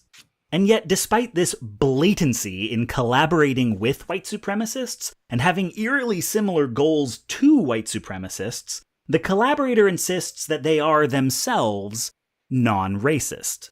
Their decades of opposing affirmative action, right to assembly, police reform, fair voting efforts, redistricting, funding for public schools, prisoners' rights, religious tolerance, shutting down Guantanamo, accessibility for non-English speakers, immigration, investment in low-income neighborhoods, decolonizing school curricula, Indigenous Peoples Day, putting Harriet Tubman on the 20, kneeling, ending the drug war, or withdrawing from the Middle East, are framed as problems of implementation. We agree with the aim of closing the racial wealth gap, just not like this. We agree with the aim of Latin Americans entering the country, just not like this. We agree with the aim of peaceful protest, just not like this. And if we on the left are to ask, how exactly are we supposed to get this without this? Oh, coming up with that solution? That's our job. And if it's not getting done, it's because we haven't come up with a solution they like yet. And really probably what they don't like about our solutions is that we implied the problem. Say that again. So we're letting this run a little long. I just don't want to Oh, it'll be. I think we've played this. So it should be okay. Okay. Oh, Niddy, your chat also wants to know if you're awake. Oh, I'm awake. Yeah. I'm Niddy. I really appreciate you, man. Yeah. All right, let's let it roll for a little bit because we're letting it roll and we talk racism. a lot. So Yes. White people are overrepresented in dozens of industries nationwide, but have you considered that it's a fluke? Pitch me a solution for it being a fluke. The collaborators' white supremacy exists in the negative space. They agree racism exists. They agree we should oppose it. But they disagree that any individual thing you're talking about is an example of it. Getting a Republican to identify an actual incident of systemic racism is like trying to point at your shadow with a flashlight. And it's reasonable to ask, Jesus, how far can these guys push the envelope before the rest of the establishment calls them what they are? Yes. But if you're waiting for the moment, a white moderate... That has been the question on the tip of our tongues. Yes. For the past month. Yes. So Uncle Bobby says everybody knows a rape victim, but nobody knows a rapist. Everybody knows there's racism, but nobody can point to a racist.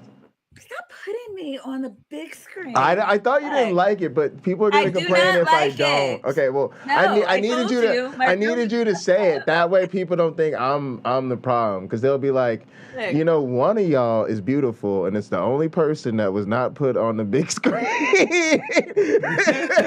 right, look, you have not been on the big screen at all. You put me on the big screen, me on the big screen.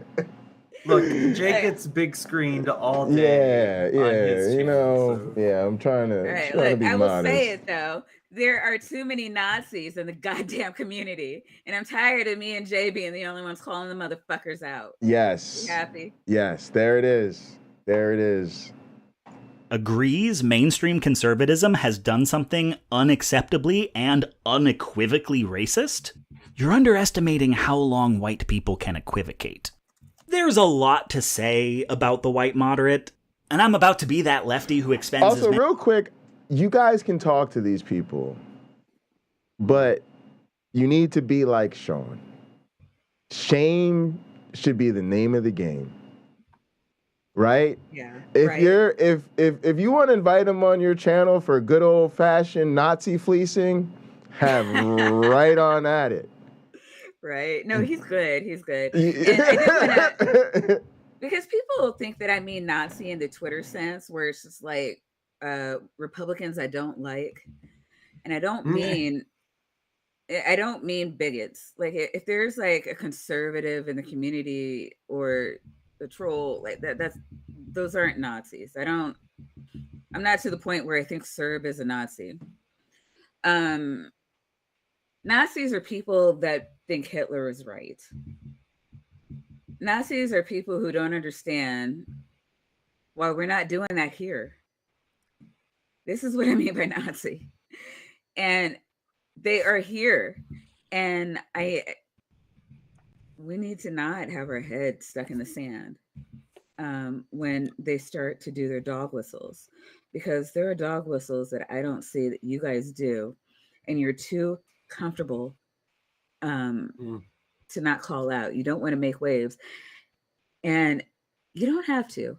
Just DM me. I will make the waves for you, but like, don't just like sit on the shit and let them fester and like gain friends, and then make it harder for the rest of us when they finally get like the balls to, you know, go a little bit harder. Because the thing about Nazis is they're not complacent. They're opportunistic. 100%. And they want to kill your friends. So, you know, like hope those of us, you know, who, you know, may not see it or, you know, whatever. I mean, if you don't feel comfortable calling it out, like get it into the hands of somebody who will. Hey, can you guys hear me? Yep. Yeah. Yep. I didn't want to jack I didn't want to take over the feed or anything. I just wanted to mention one thing. Yeah. There is never a good reason to be polite to a Nazi. Unless that Nazi's like a cop or something and you're pulled over. Maybe. But like, that's it. You don't owe these people anything. They have the same ideology as sexual predators. They know that what they believe is fucked up, so they don't tell you everything outright. They try to sneak into the group, infiltrate the group, and then when you're on your own or surrounded by quote-unquote like-minded individuals, they will start to say more and more fucked up shit, and they will continue to press the issue and see how far you're willing to go. How deep is your hatred? You know what I mean? It's like a sexual predator. Like how much touching can I get away with here? It's the same shit. Yes. And there is no reason for you to ever be nice to a motherfucker that wants the subjugation of everyone who doesn't look like him. We fought a fucking war over this. All right? Absolutely. I know. And that's it. That's all I got to say. Steph said, for what it's worth, I'm at the point of calling Serb at least a Nazi sympathizer. He'd like to see me dead. Steph, I didn't say Serb was not a Nazi sympathizer. He might be. I did not say that. No, but that's it too. Like, there's a thing, and that's where, and I wanna identify the difference between groupthink and what I would call a community voice. You know, we all have different levels of exposure with somebody. So, for instance, I didn't know the Tangelo situation full out till Steph broke it down for me. But once Steph broke it down for me, I didn't have to be there or see the tape or go back through the play-by-play until somebody proves to me otherwise. That's what the fuck happened. You understand? So you have to understand with marginalized people, there's very few of us and we can't be everywhere at once. So listening to each other is a fucking survival mechanism.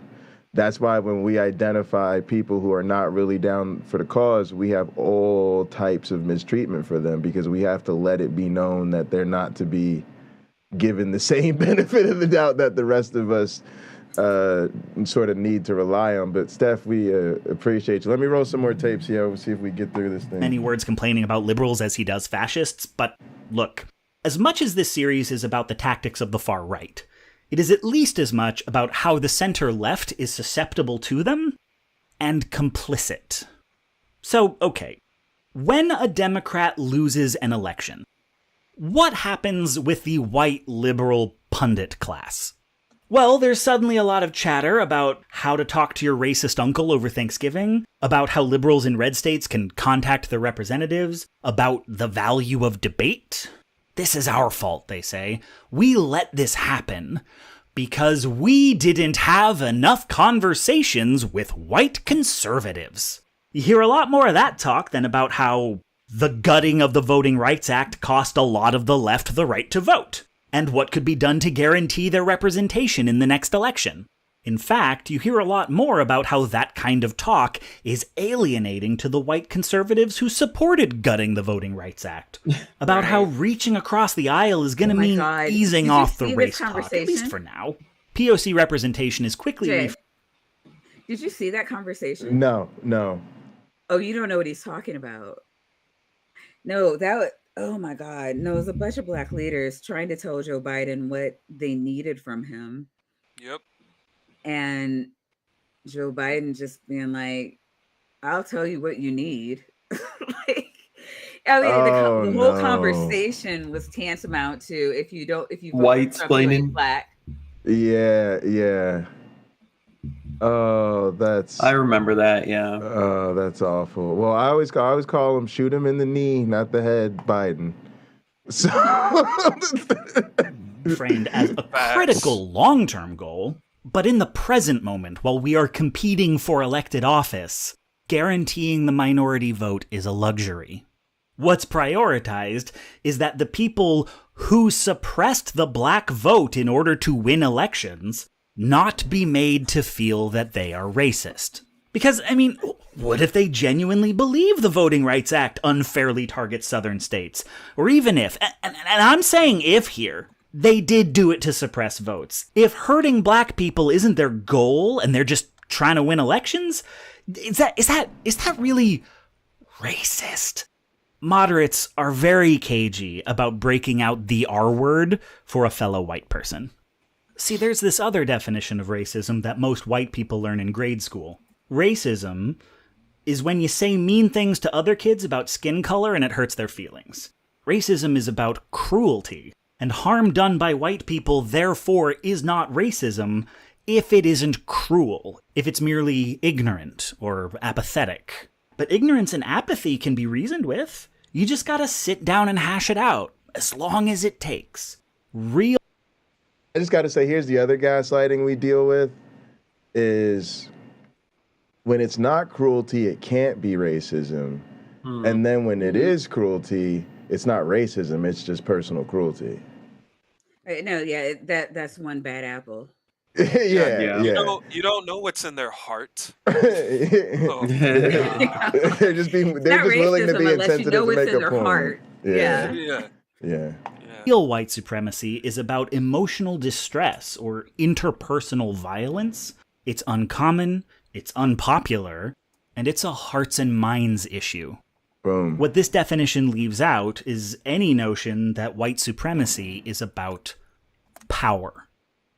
That white people who disavow racism still live longer, get paid better, get arrested less often, and are typically in position to negotiate with whomever's in power.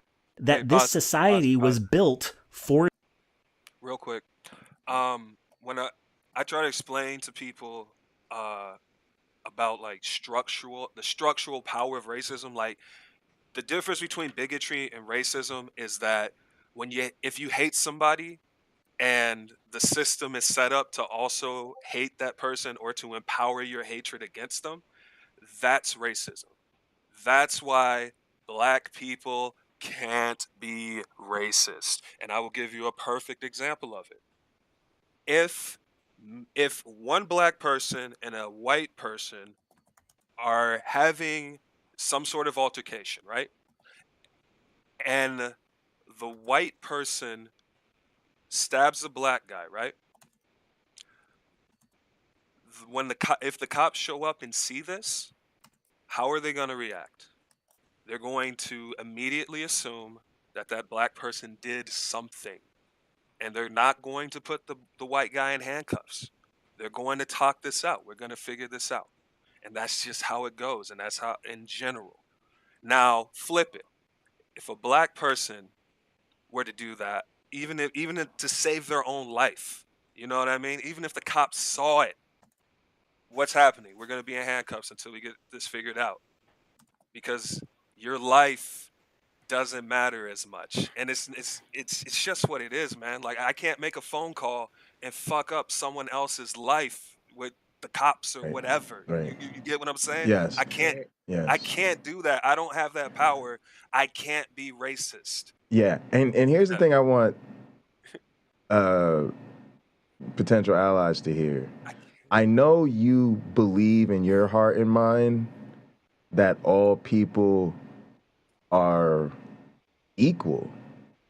And that means we all have the same inherent self-worth. But what Wayne is trying to tell you is that self-worth for y'all is priceless. And for us, it's not a lot of money. And we know that because the history of our ancestors being bought and sold, right? And there were so many white moderates who then, like I said, they were walking down Main Street, right? And it was hardware store, Negro store on the way to the goddamn saloon. And it was, you look to the right, oh, it's fucking shameful what we're doing in this country to those Negroes. Man, I really hope the piano players got his shit together tonight because it's going to be a wild one. You know what I'm saying? And so when Wayne talks about our lives are worth less, you just have to understand that that's what it is. It's not about hearts and minds. It's about us knowing that painful fact of reality.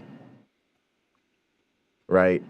And Wayne, we call that situation you described of racism a victory for the justice system. Because more times than not, the black guy just gets shot. Facts. For the everyman. And being the everyman confers power upon you.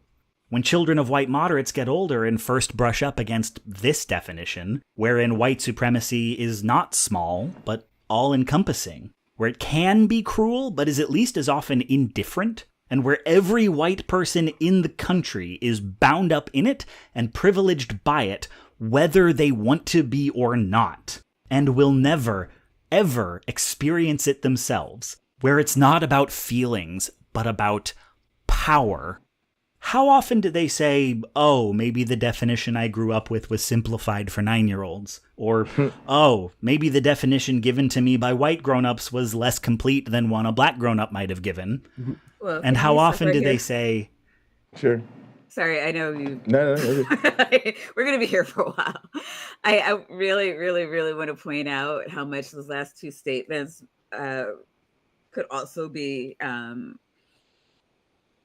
like how the trans community is dealing with those two statements too, where it's just like, no, my teacher told me that, you know, XY is boy and XX is girl and boys need to wear pants and girls need to wear skirts. Yeah. Or my mommy and daddy, or my God told me that. I'm gonna try to, again, lower the temperature of being wrong. You know, I was somebody who spent a lot of time studying sex differences in people. So I was sensitive to the narrative about certain groups having competitive advantages over others. Now, I would have died on any hill with the rainbow flag defending LGBTQ rights to the death of me, but I was wrong about that, right? And it took Stephanie and others literally just laying out for me and missing the fact that, holy shit, sports is integral to life. I grew up playing sports, coaching sports, reffing sports. How the fuck can Americans be having this mindset, I'm not anti-trans, but I think so-and-so shouldn't be able to participate in sport? What? Like, now to hear it, it's just like I can't believe I used to be a Christian. I can't believe I would even let myself be open to that type of thinking, when clearly it should be everybody participates until at such time we can demonstrate that there's a fucking problem, which we haven't done. But it's just another example of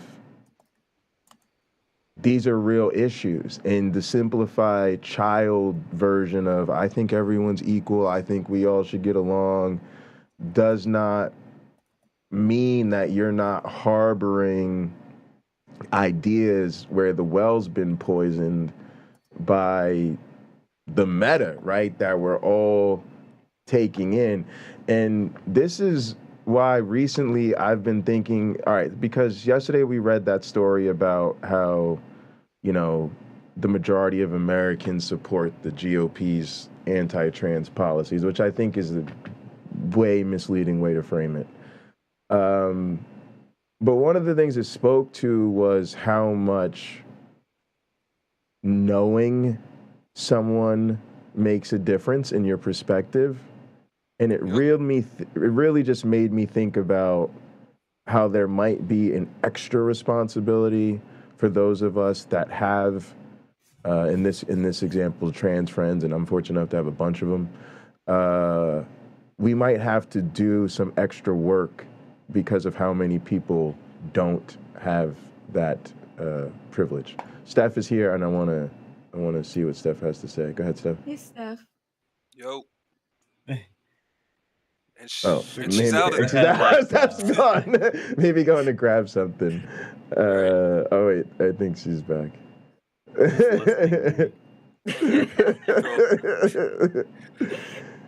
Yeah, I was just gonna step away for a minute, but yeah, I have thoughts. But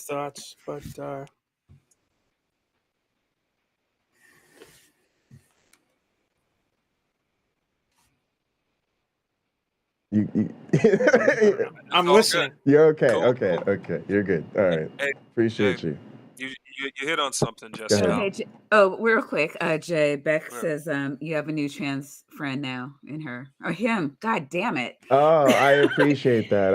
And I always do this to Beck because when y'all have I history. met Beck, he was a hot lesbian, and I just got that stuck in my head, and it won't go away. God damn it! A horrible person. Don't be like me. Beck is an awesome white guy. I'm happy to hear that. I appreciate that, Beck. Yeah. And hope to be able to chat soon. Go ahead, Wayne. For sure. Something that you hit on. It's about the conservative mindset, the conservative narrative. Like, things have to happen to them for them to have a change of character, right? That's just what happens with the hyper-religious people. They are primed to believe in things in parables and stories, and the change of character only happens through struggle. They can't just read statistics and change their mindset. They can't do it unless it's like a negative statistic that reinforces their hatred. They have to have the full hero's journey every time. They can't just give you your humanity. They have to lose something along the way and then gain respect for you and all sorts of bullshit, because that's how every one of their stories are. Yeah, it's why shame is the name of the game, because I think it actually it works for both sides. Ironically, for marginalized groups, for us, what it does is it you jump in there for us. We can sit peacefully on the sidelines. You get practice taking this issue on yourself. You call out from within. You say, hey, I have that same privileged identity you have, and that's not gonna fucking fly here at all.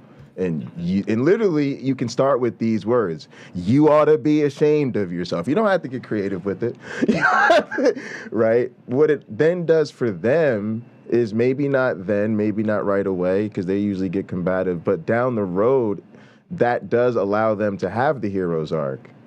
Because trust me, part of my maturity is I fucked shit up and had to deal with the consequences of it, right?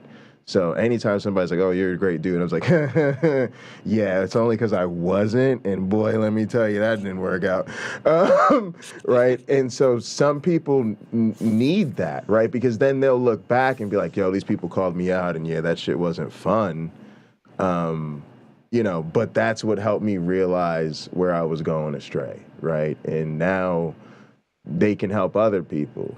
It's the same way, like I think what Niddy's doing with Dwell is so awesome, right? Because you're right there, like you just left the group. So you only in just like a little bit of a change of ideas are not part of the group, right?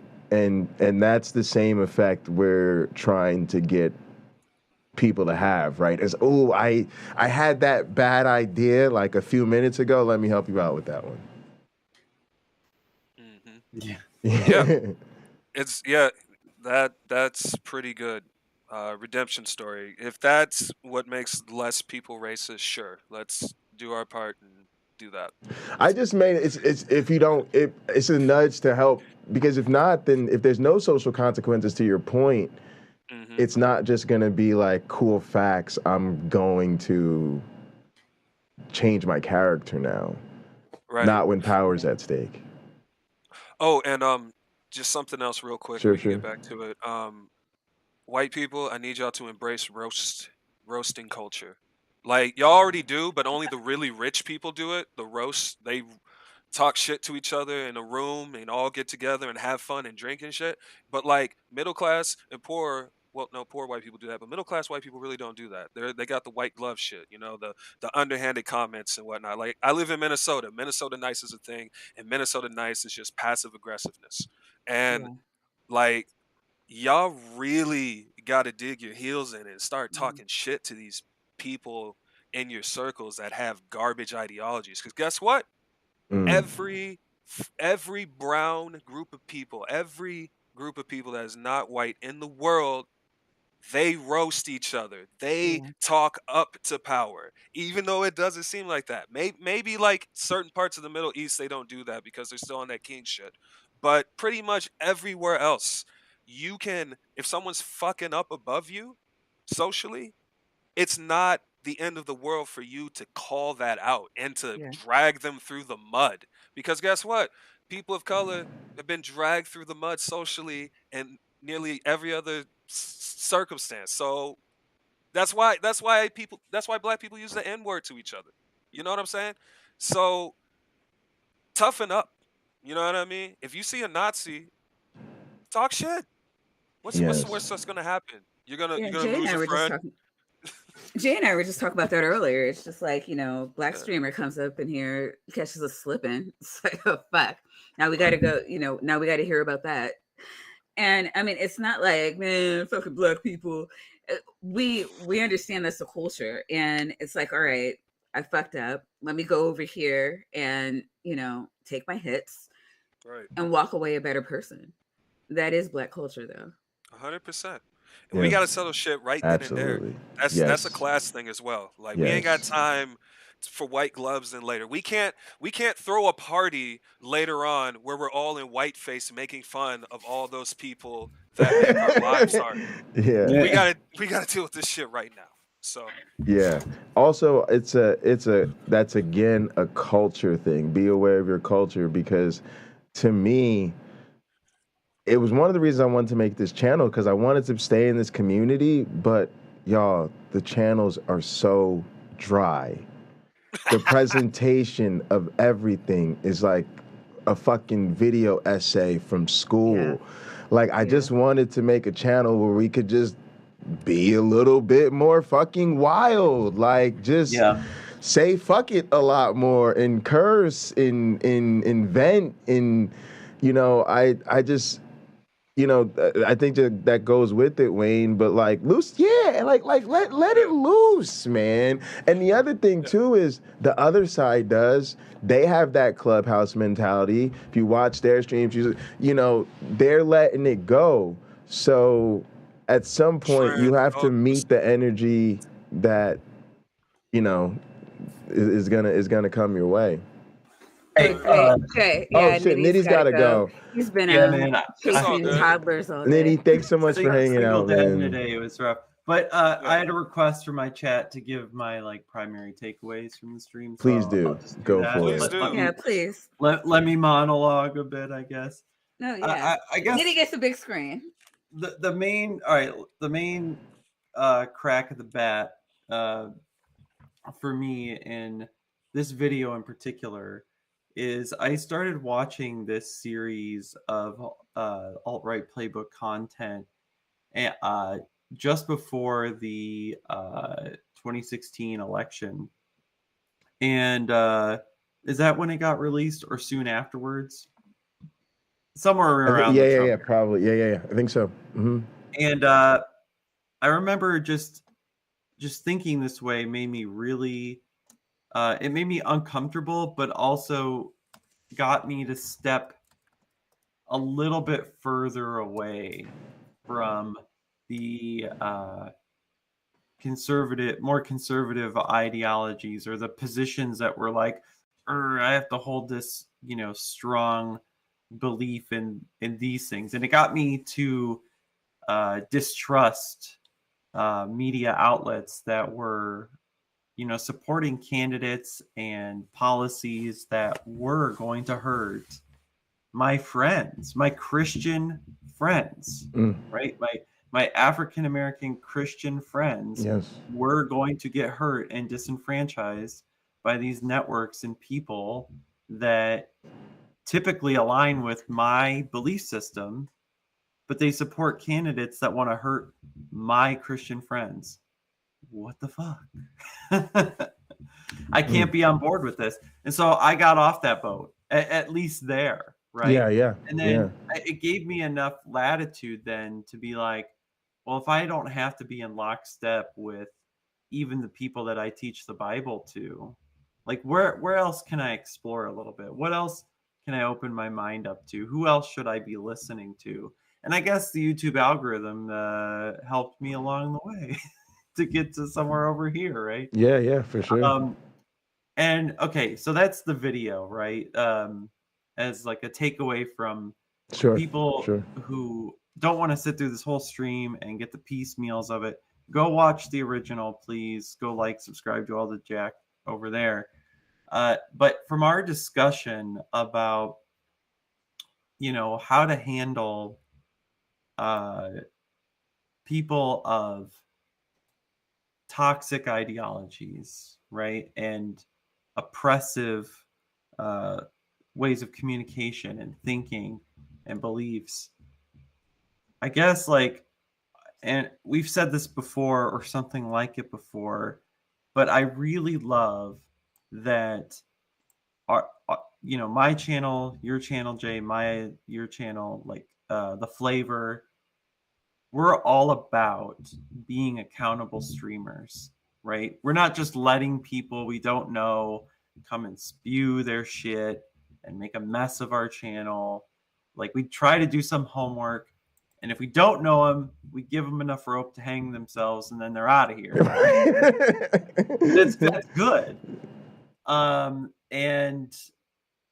I'm glad that we do response videos, that we call this shit out. I'm glad that we are taking the time to talk about and talk about issues that are affecting the real people on the ground, that we make sure that everyone's represented. I really appreciate you guys, making sure to include me on this stream, because I am in the middle class. I could be seen as the liberal who, is white knighting or something, or, that this doesn't really affect me, or I'm unempathetic about it. I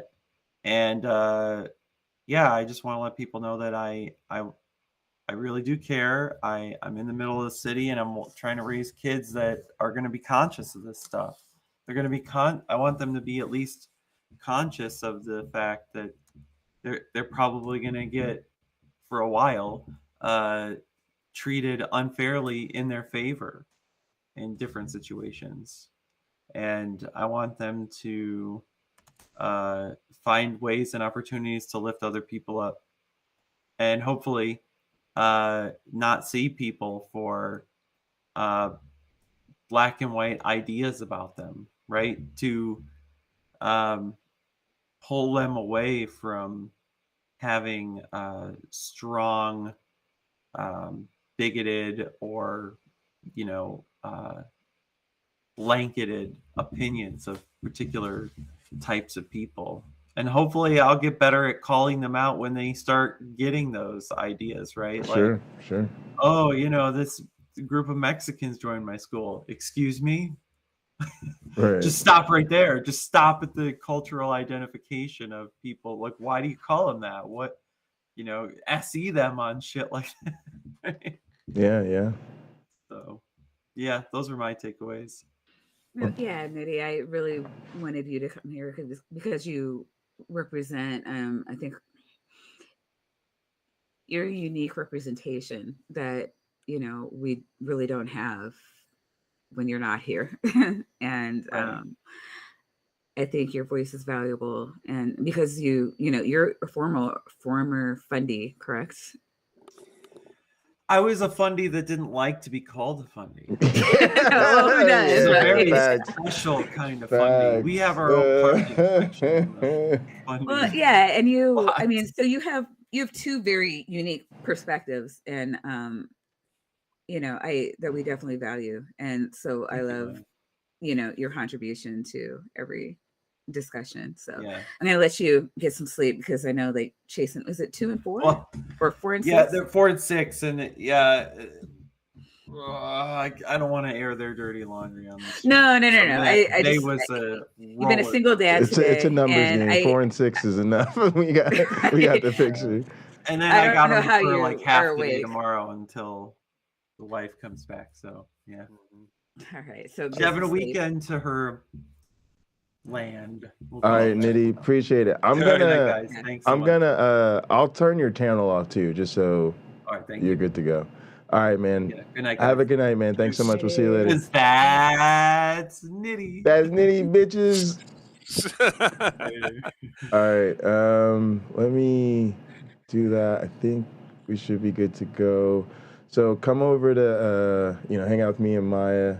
All right, cool. We should be good. All right, so let's go ahead and we're gonna get through this. You can't just redefine racism. Right out the gate, the white moderate is possessive not just of their whiteness, but of the very definition of racism. In the definition they know, racism exists only over here. And the white collaborator is a compatriot who shares their ultimate vision for the future and is simply gone off course somewhere. And they don't see themselves as flawed individuals with a long way still to go. They've already arrived. They're the destination everyone else needs to get to. Living proof that white supremacy can be easily and painlessly opted out of. They can't see collaborators as opponents because there is no definition of white supremacy that includes collaborators and doesn't also include them. And this is critically important. They don't want to start thinking of themselves as white. They don't want the constant awareness of one's race and how one's race is perceived. The things the rest of humanity deals with. And who would want that? I'll tell you who wants that. Nazis and Klansmen want that. They're the only ones who like thinking about whiteness every day. Something? So white moderates cling to the other definition, the comfortable one. I'm sorry, I saw her hand raised for a hot second. Maybe I saw the cheer thing go off. But never mind. Okay. They may be more or less willing to collaborate with people of color, but mostly in ways that don't foreground their whiteness. White as default is one concession that can never be made, in part because it's the one that can't be spoken. Their ideal is a kind of big tent anti-racism where victory comes by winning over reactionary conservatives. That might strike you as odd given that reactionary conservatives have seen many victories over the last 20 years, and it's not like they did it by winning over us. White supremacists bolster their numbers by finding little disgruntled pockets of America that have not heretofore engaged much in politics, and radicalizing them to the cause, and then pitching themselves to white collaborators as a demographic now large enough to sway a narrow election. If moderates wanted to counter this strategy, they might look at who out there is sympathetic to progressive causes but isn't voting. Maybe because they don't feel liberal candidates represent them. Or maybe because someone just happened to shut down all the polling locations in their neighborhood. And mathematically, there's probably a lot more disenfranchised people of color who match that description than racist white people who aren't already Republicans. But that strategy would mean doubling down on anti-racist talking points instead of easing off of them. It would mean a willingness to alienate some white people. It's giving up on them. It's admitting that a significant percentage of American whiteness is not on the side of racial equity. It means there's a definition of racism where it isn't fringe, but common and pervasive, and where addressing it requires thinking about their place in it. It means asking why they feel more affinity for white people who oppose them than people of color they claim to agree with. Why the votes of the former have to be earned, but the latter are expected. And since all that seems intolerable, they fixate on the kinds of gestures that feel like moving in the right direction, but run very little risk of arriving anywhere. How about instead of defunding the police, we give them more money than any administration in years, but also Juneteenth is a national holiday now. Something for everyone. That's equal. The left has the numbers to leave behind white centrists who slow down anti-racist efforts. And it doesn't, because white moderates don't want to. Wait, they and the white collaborators are... Go ahead. Steph, I know you wanted to say something. You haven't talked Oh, about shit. first. Yeah, get it, Steph. Just want to quote one of my favorite lines from Martin King's letter from a Birmingham jail. Well, I'm glad we didn't bring it up because you should do it. This is your thing. Let's get it. Shallow understanding from people of goodwill is more frustrating than absolute misunderstanding from people of ill will. Stephanie, you put that. You have been trying to.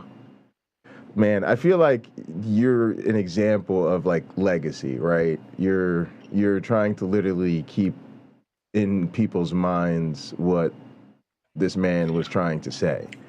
And he was a revolutionary. People don't understand that. People only remember that, content of character stuff. And it's like, well, yeah, that's absolutely part of it. But part of the content of your character has to be an examination of your privilege, and part of an examination of how that privilege hurts people, including you.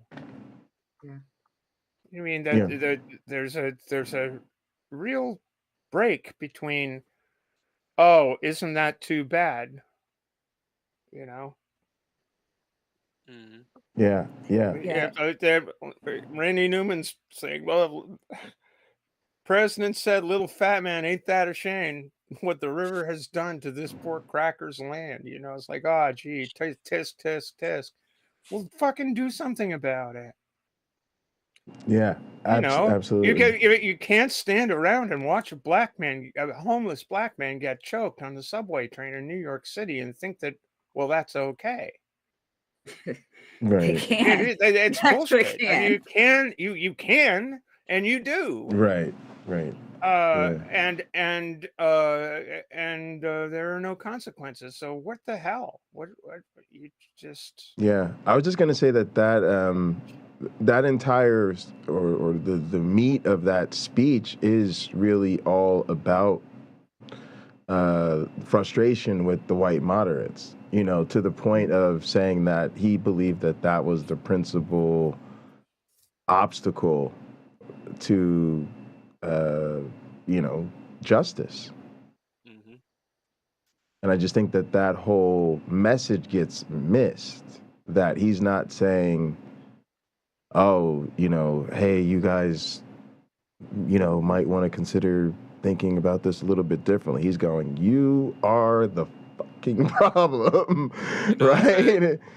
It's real hard to sell trucks in January with an anti-capitalist in mind. You gotta whitewash them.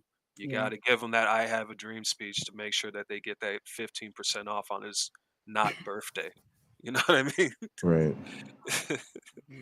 Yeah, and I mean, I don't want to take away anything that anyone said here. I mean, that it is a problem that people are allowing themselves to be, sold this bullshit whitewash, version of societal norms. But again, I don't want to detract from the amount of money that is being pushed. Like, this is propaganda.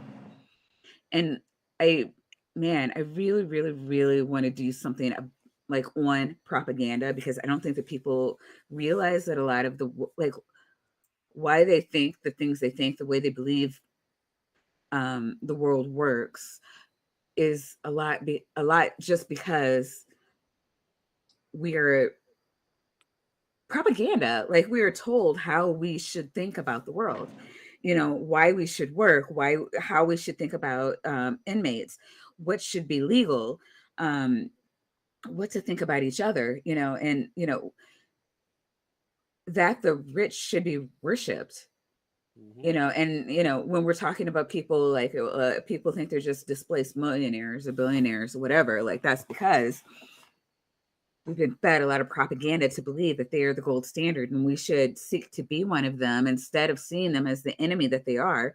That's like what, putting all these wedge issues and trying to pull us apart, because when they didn't do that, we banded together and damn near overthrew them. We And all agree on taxes down here. You know what I mean? Yep. That's all I want to say. Yep. and it Appreciate just y'all. I don't, he's really not, I don't think he ever really said, I mean, he kind of hints that it's propaganda. Like, if you know anything about Yes. propaganda, you understand that's what he's getting at. But Good I think it needs point. to be stated outright, because most Yes. people don't understand how did they get there. And that's a whole maybe that's a whole nother stream too, but Yeah. an issue, because a lot of this was about you're not seeing what's going on. And you touched on two things, the propaganda and then the money. And if you can't identify all of the operations of the propaganda, especially because it's not somebody shoving a pamphlet down your jacket pocket, right? It's this deep money game of lobbyists doing their thing. Then there's just the ad campaign is just to kind of normalize the conversation a little bit, right? Then we're pushing for the, what they're really pushing for in terms of further marginalizing people legally, right? Making it so marginalization is the law. That's the problem, right? It's going to the magician's show and not understanding that what you're watching is sleight of hand. Exactly. Jay, I have to tell you a story, because, like, I know I mention it all the time when we talk about PR. I went to school for PR. It's good to let them know. Yeah, I went to school for it, and I was helping out in politics, and I left it within 2 years, because, like you're talking about, people don't understand how absolute the machine is. You know what I mean? And, like, all of that stuff that you're talking about, that's down there at the core of, like, trying to keep the money, trying to keep the power, they don't even see the surface stuff. Like, I'm not even gonna say who in my family I had this conversation with, because it embarrasses me to this day. But I'm just gonna say I had a conversation with a couple of my family members who they said that they watched an Illuminati special on Fox News, not Fox News, on like the Fox channel, Sure. and they were like telling me they were so into it, and they was telling me all this and that and all that, right? I've had to go there. And it was like, it's all a secret conspiracy and stuff. So I'm like, okay, so It's a secret conspiracy that they aired on a national network. exactly. All right. So they aired it. They aired the conspiracy on primetime TV, and they had an editor. Like, people don't understand that everything that's put in front of you has an editor. The price Yeah. of milk and bread has an editor. Mm. Like, these are decisions that are consciously made by people who are employed in order to keep funds going. You know what I mean? Yeah. And not to and to just, tie it back to even what Maya was saying about Anna.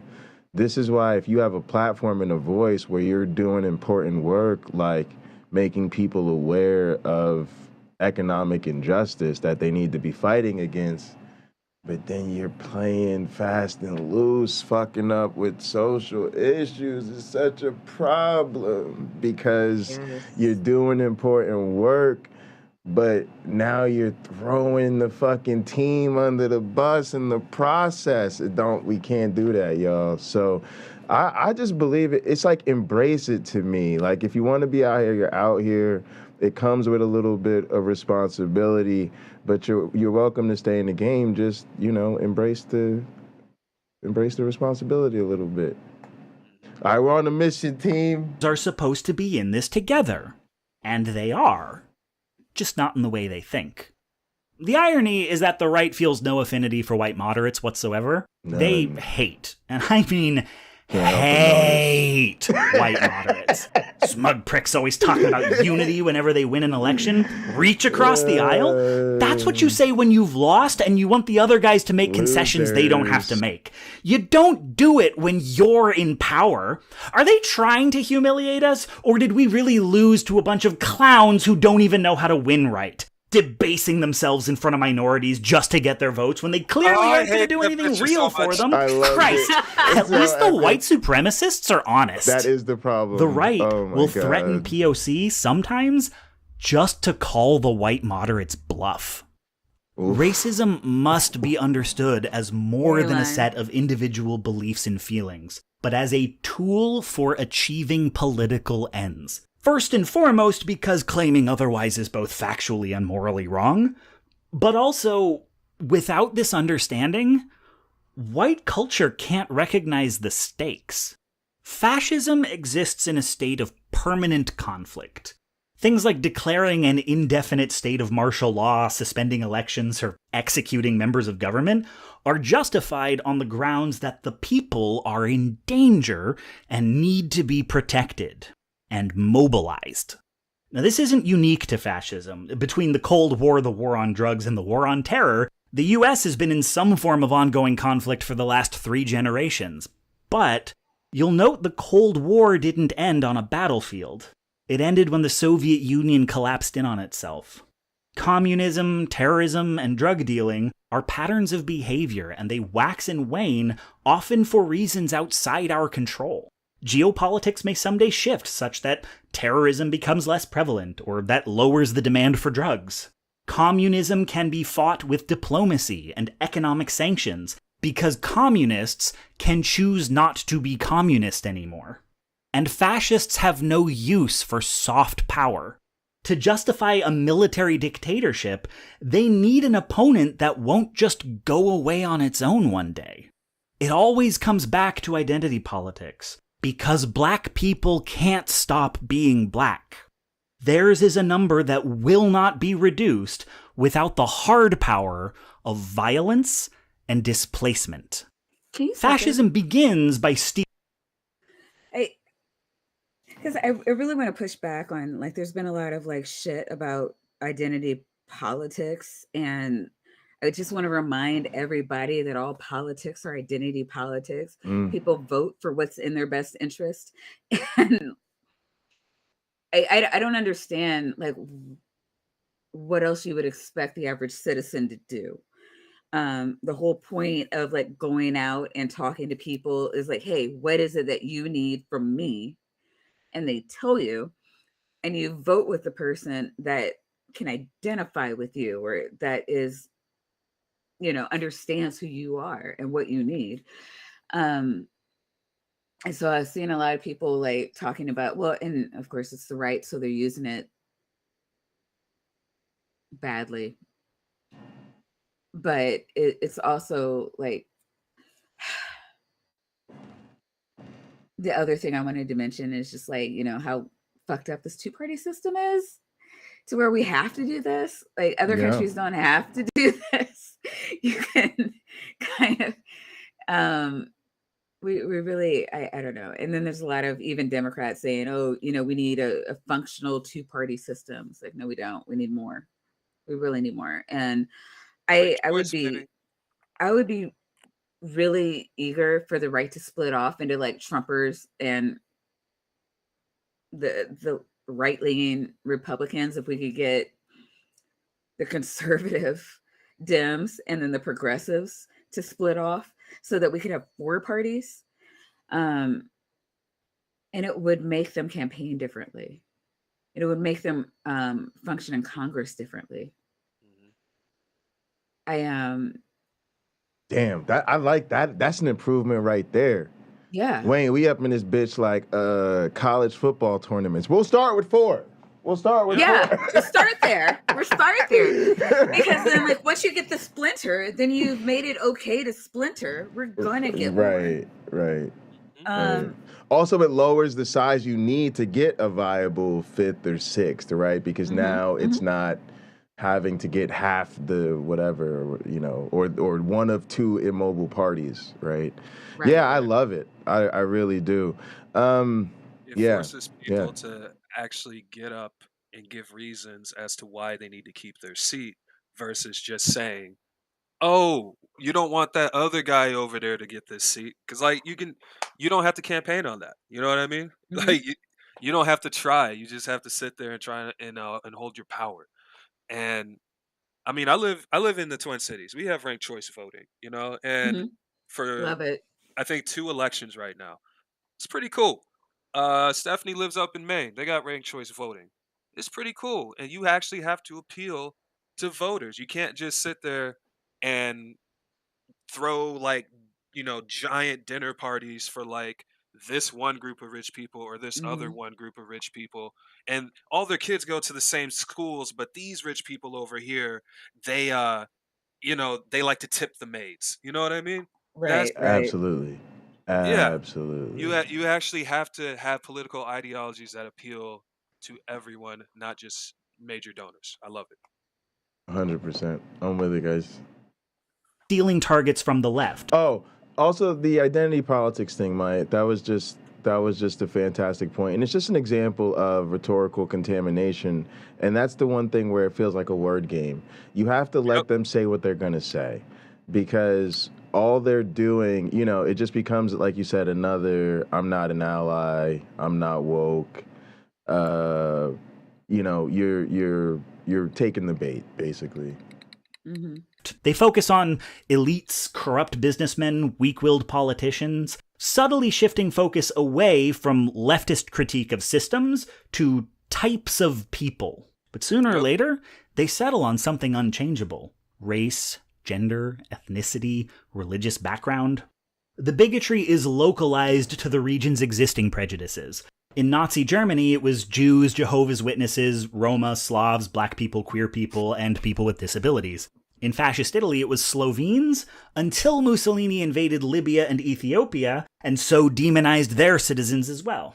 In the US, the Klan and the American Nazi Party targeted African Americans, Jews, Catholics, queer people, and immigrants. Spain under Franco tried to determine the exact racial makeup of the Spanish people so they could cast out those with the wrong mixture of bloods. This is why the far right has gone all in on transphobia, by the way. Like, it's joined Islamophobia on the outer rim of acceptable bigotries. On some level, really they doing the know eyebrow raise. trans folks aren't just cis people in disguise, that desistance is rare and conversion therapy doesn't work. Because if trans people could just stop being trans, they never would have picked them for an enemy. This is where it starts. This is why you should have no patience for anyone saying wokeness is dividing the left. We should be focusing on class. They're not attacking us on class. They're trying to sell themselves as better on class than we are. Where do you think that fairy tale about blue-collar whites comes from? They want you to believe that they, and not the socialists, are the path forward for the downtrodden. There's a reason fascism started popping up all over Europe right after the Russian Revolution. Mussolini got his start beating up socialists in the Po Valley on the grounds that he was defending not wealthy elites, but struggling rural farmers who didn't like the socialist takeover of their industry during the Biennio Rosso. The fascist goal is to harness and redirect class resentment towards a scapegoat. They come at us on identity. It always comes down to the shape of the human skull. When a provocateur shows up on a college campus to talk about ideas, it's not a debate. There's no special sequence of words that will defeat them. Did the audio go out? No, wait. You couldn't hear it? Can you hear Maybe us? refresh, Wayne. Wayne, I can don't you think hear you us? can hear anything. Yeah, me either. You might have to reset. Yeah. This is a show of dominance. They are presenting themselves as white compatriots to be reasoned with, rather than agents of white supremacy to be opposed. In that framing, the stakes are attention, the weapons are words, and people of color are not players but tokens on a white person's game board.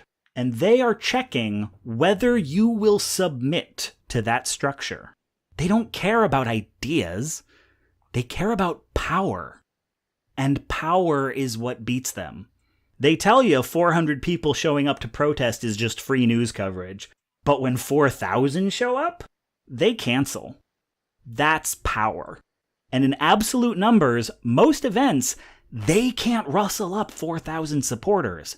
But we can, provided cishet non-disabled white dude lefties like myself haven't told all the right's biggest targets that their struggles don't matter. And it's worth mentioning, cops fuck with protesters less when some of them are white. It's also worth mentioning racism affects 58% of the working poor, so there can be no class solidarity that doesn't address it.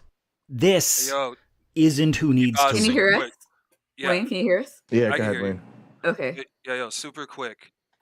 I ain't never seen this shit before in my life until it was actually pointed out during the George Floyd protests. What do you 'Cause mean? I live right around the block. I live 10 blocks away from where he died. You know what I'm Oh, saying? damn. I live right here. Everything was going on. Yeah. And I ain't never seen this shit before in my life. During one of the protests, they literally had 2 rows of white people on the outside of all the protesters as they were marching. And whenever the cops would try and come up and crack some heads, someone would literally shout "white shield," and then white people would stand in front and the cops wouldn't beat them up. What? I've never seen Wait, they didn't get the hose or the dogs? No. Fuck. I swear That to happened God. a lot in the civil rights struggle in the South. A lot. Mhm. Wow. Yeah. But with white people, right? Not when they were all black. No, and during the civil Yeah. rights struggle, that the 4 civil rights workers who were killed in Philadelphia, Mississippi, 2 of them were white. I mean, that's what turned it around in the eyes of the public. Bunch of northern white parents are seeing their kids get beat up by the cops in Birmingham. Right. I mean, when it's that really had a huge impact. Yeah, no. Even when slavery, when they were trying to get slavery abolished, they were taking, passing, mixed slaves, but they were passing, and got them dressed up, and we're sending pictures around, and we're sending them out to white people, everybody knew that they needed more slaves and that they were getting desperate, and they were like, poor white people could be next. Look at what they have working in the fields now. So yeah, white moderates always get concerned when it appears in their back door or my backyard. It puts the lie to the notion that white moderates get a pass. I mean, no, if you don't like it, you say you don't like this racism. You say you don't like this injustice. You say you don't like this, but you don't do a goddamn thing. You stand around and watch somebody get choked to death for 15 minutes. No, that's on you. About it. Yeah. You have agency. You just don't want to exercise it. 100%. Let's finish this and then we'll wrap up because we're almost done. Proud of you. This Proud is who of needs us. to win. And if you're white, you need to be over here. I've collected as many resources as I can find by POC on what they need and want from white allies and put them in the down there part. There's a plurality of opinions on this, so I recommend reading more than one. And it may not always be a 4,000 strong protest. Every direct action is unique and must be strategized in concert with the people most affected. But what I can tell you is when business gets done, white folks The need to no one split the that's check. everyone.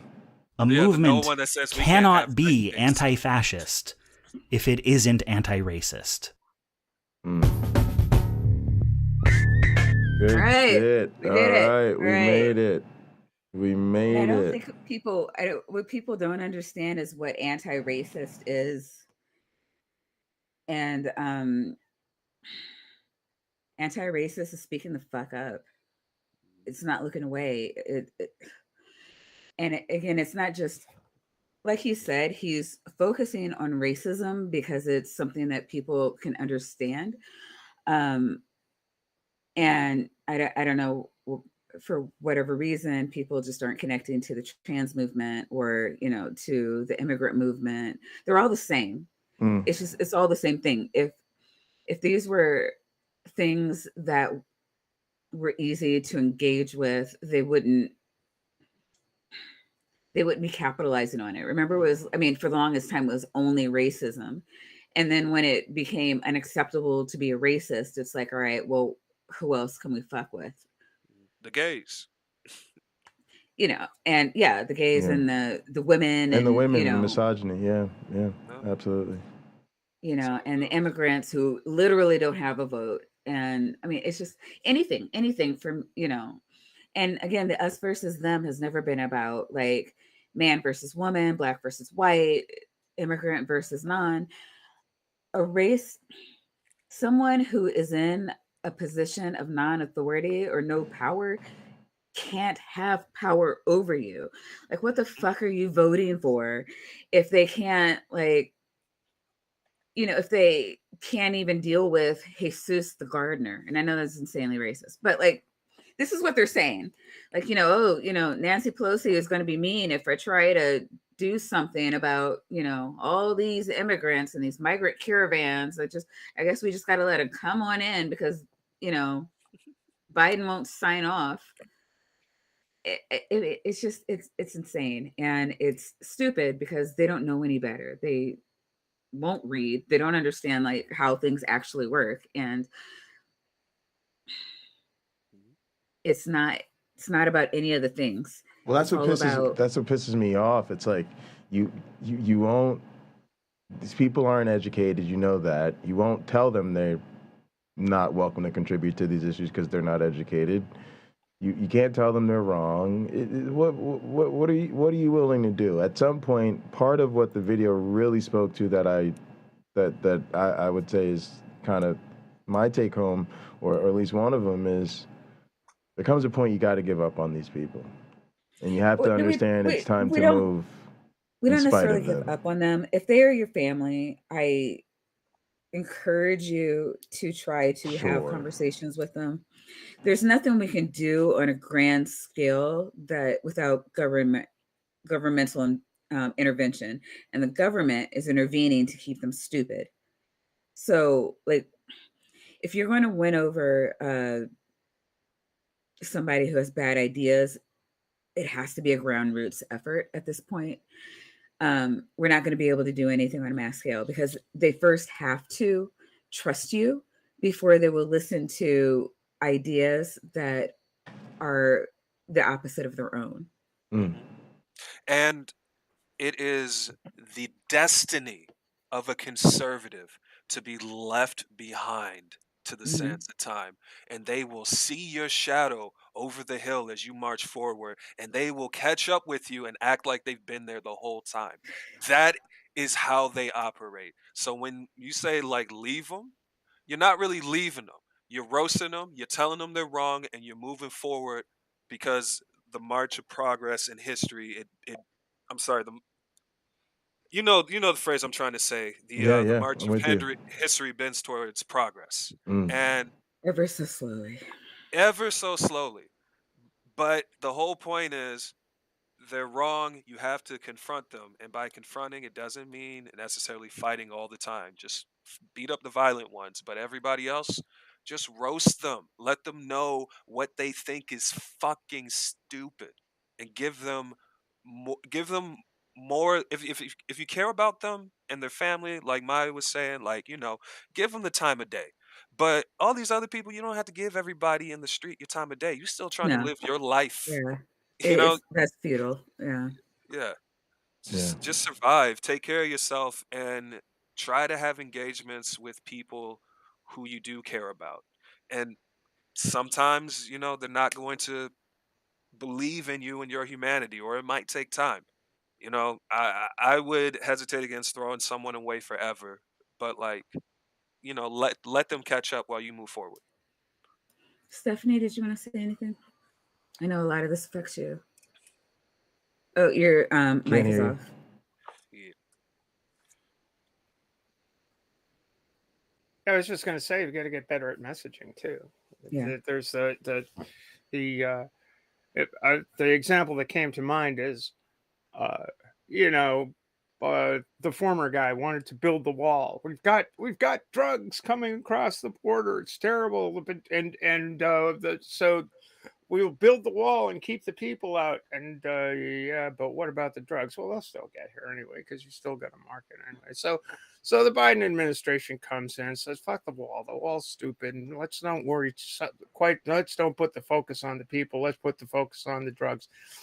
So what happens? You wind up having tons more drug seizures, right? All of a sudden, enforcement on fentanyl and stuff. It's a big thing. Fentanyl's a big thing, right? It's like, oh, there's more fentanyl seizures. So what does the right do? They say, there's more fentanyl seizures. My God, we have this fentanyl stuff. And it's like, well, yeah, you wanted us to get rid of the fentanyl problem, right? So we're doing that, right? We're taking care of that business.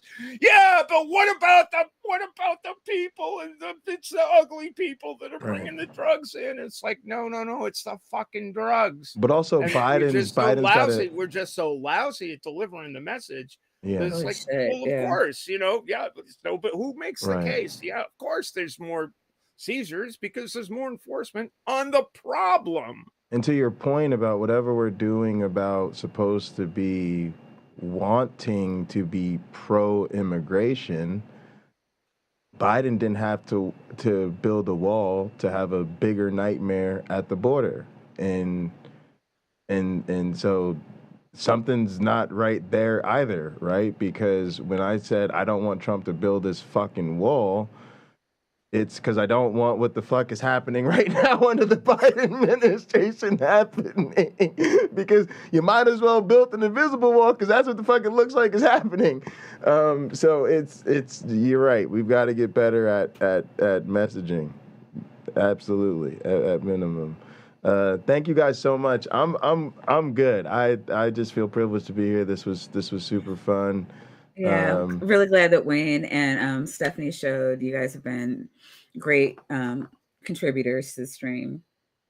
Yeah, this is awesome. Yeah, guys, thanks so much for tuning in.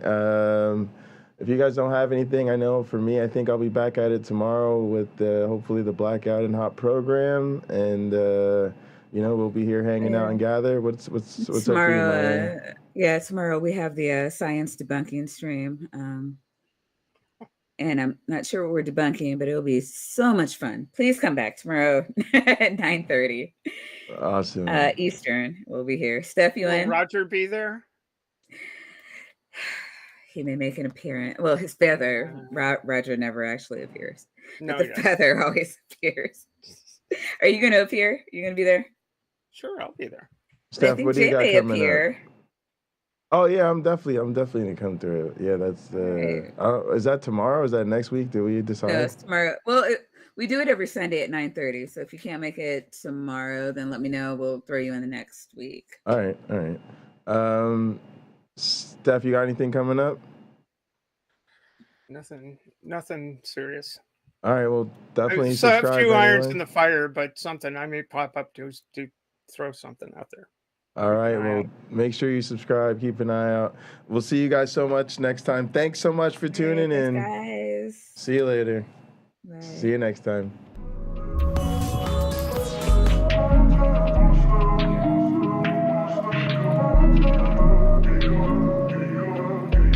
Zach, why she wanna leave me alone? Saying all I do is wrong. No rights when they been left turns. Playing that she gotta let it burn. Saying that the hell's not a home. Sunshine shine cause she heard it all before. Sometimes she don't wanna be alone. Most times she don't want me gone. She don't know I try my all.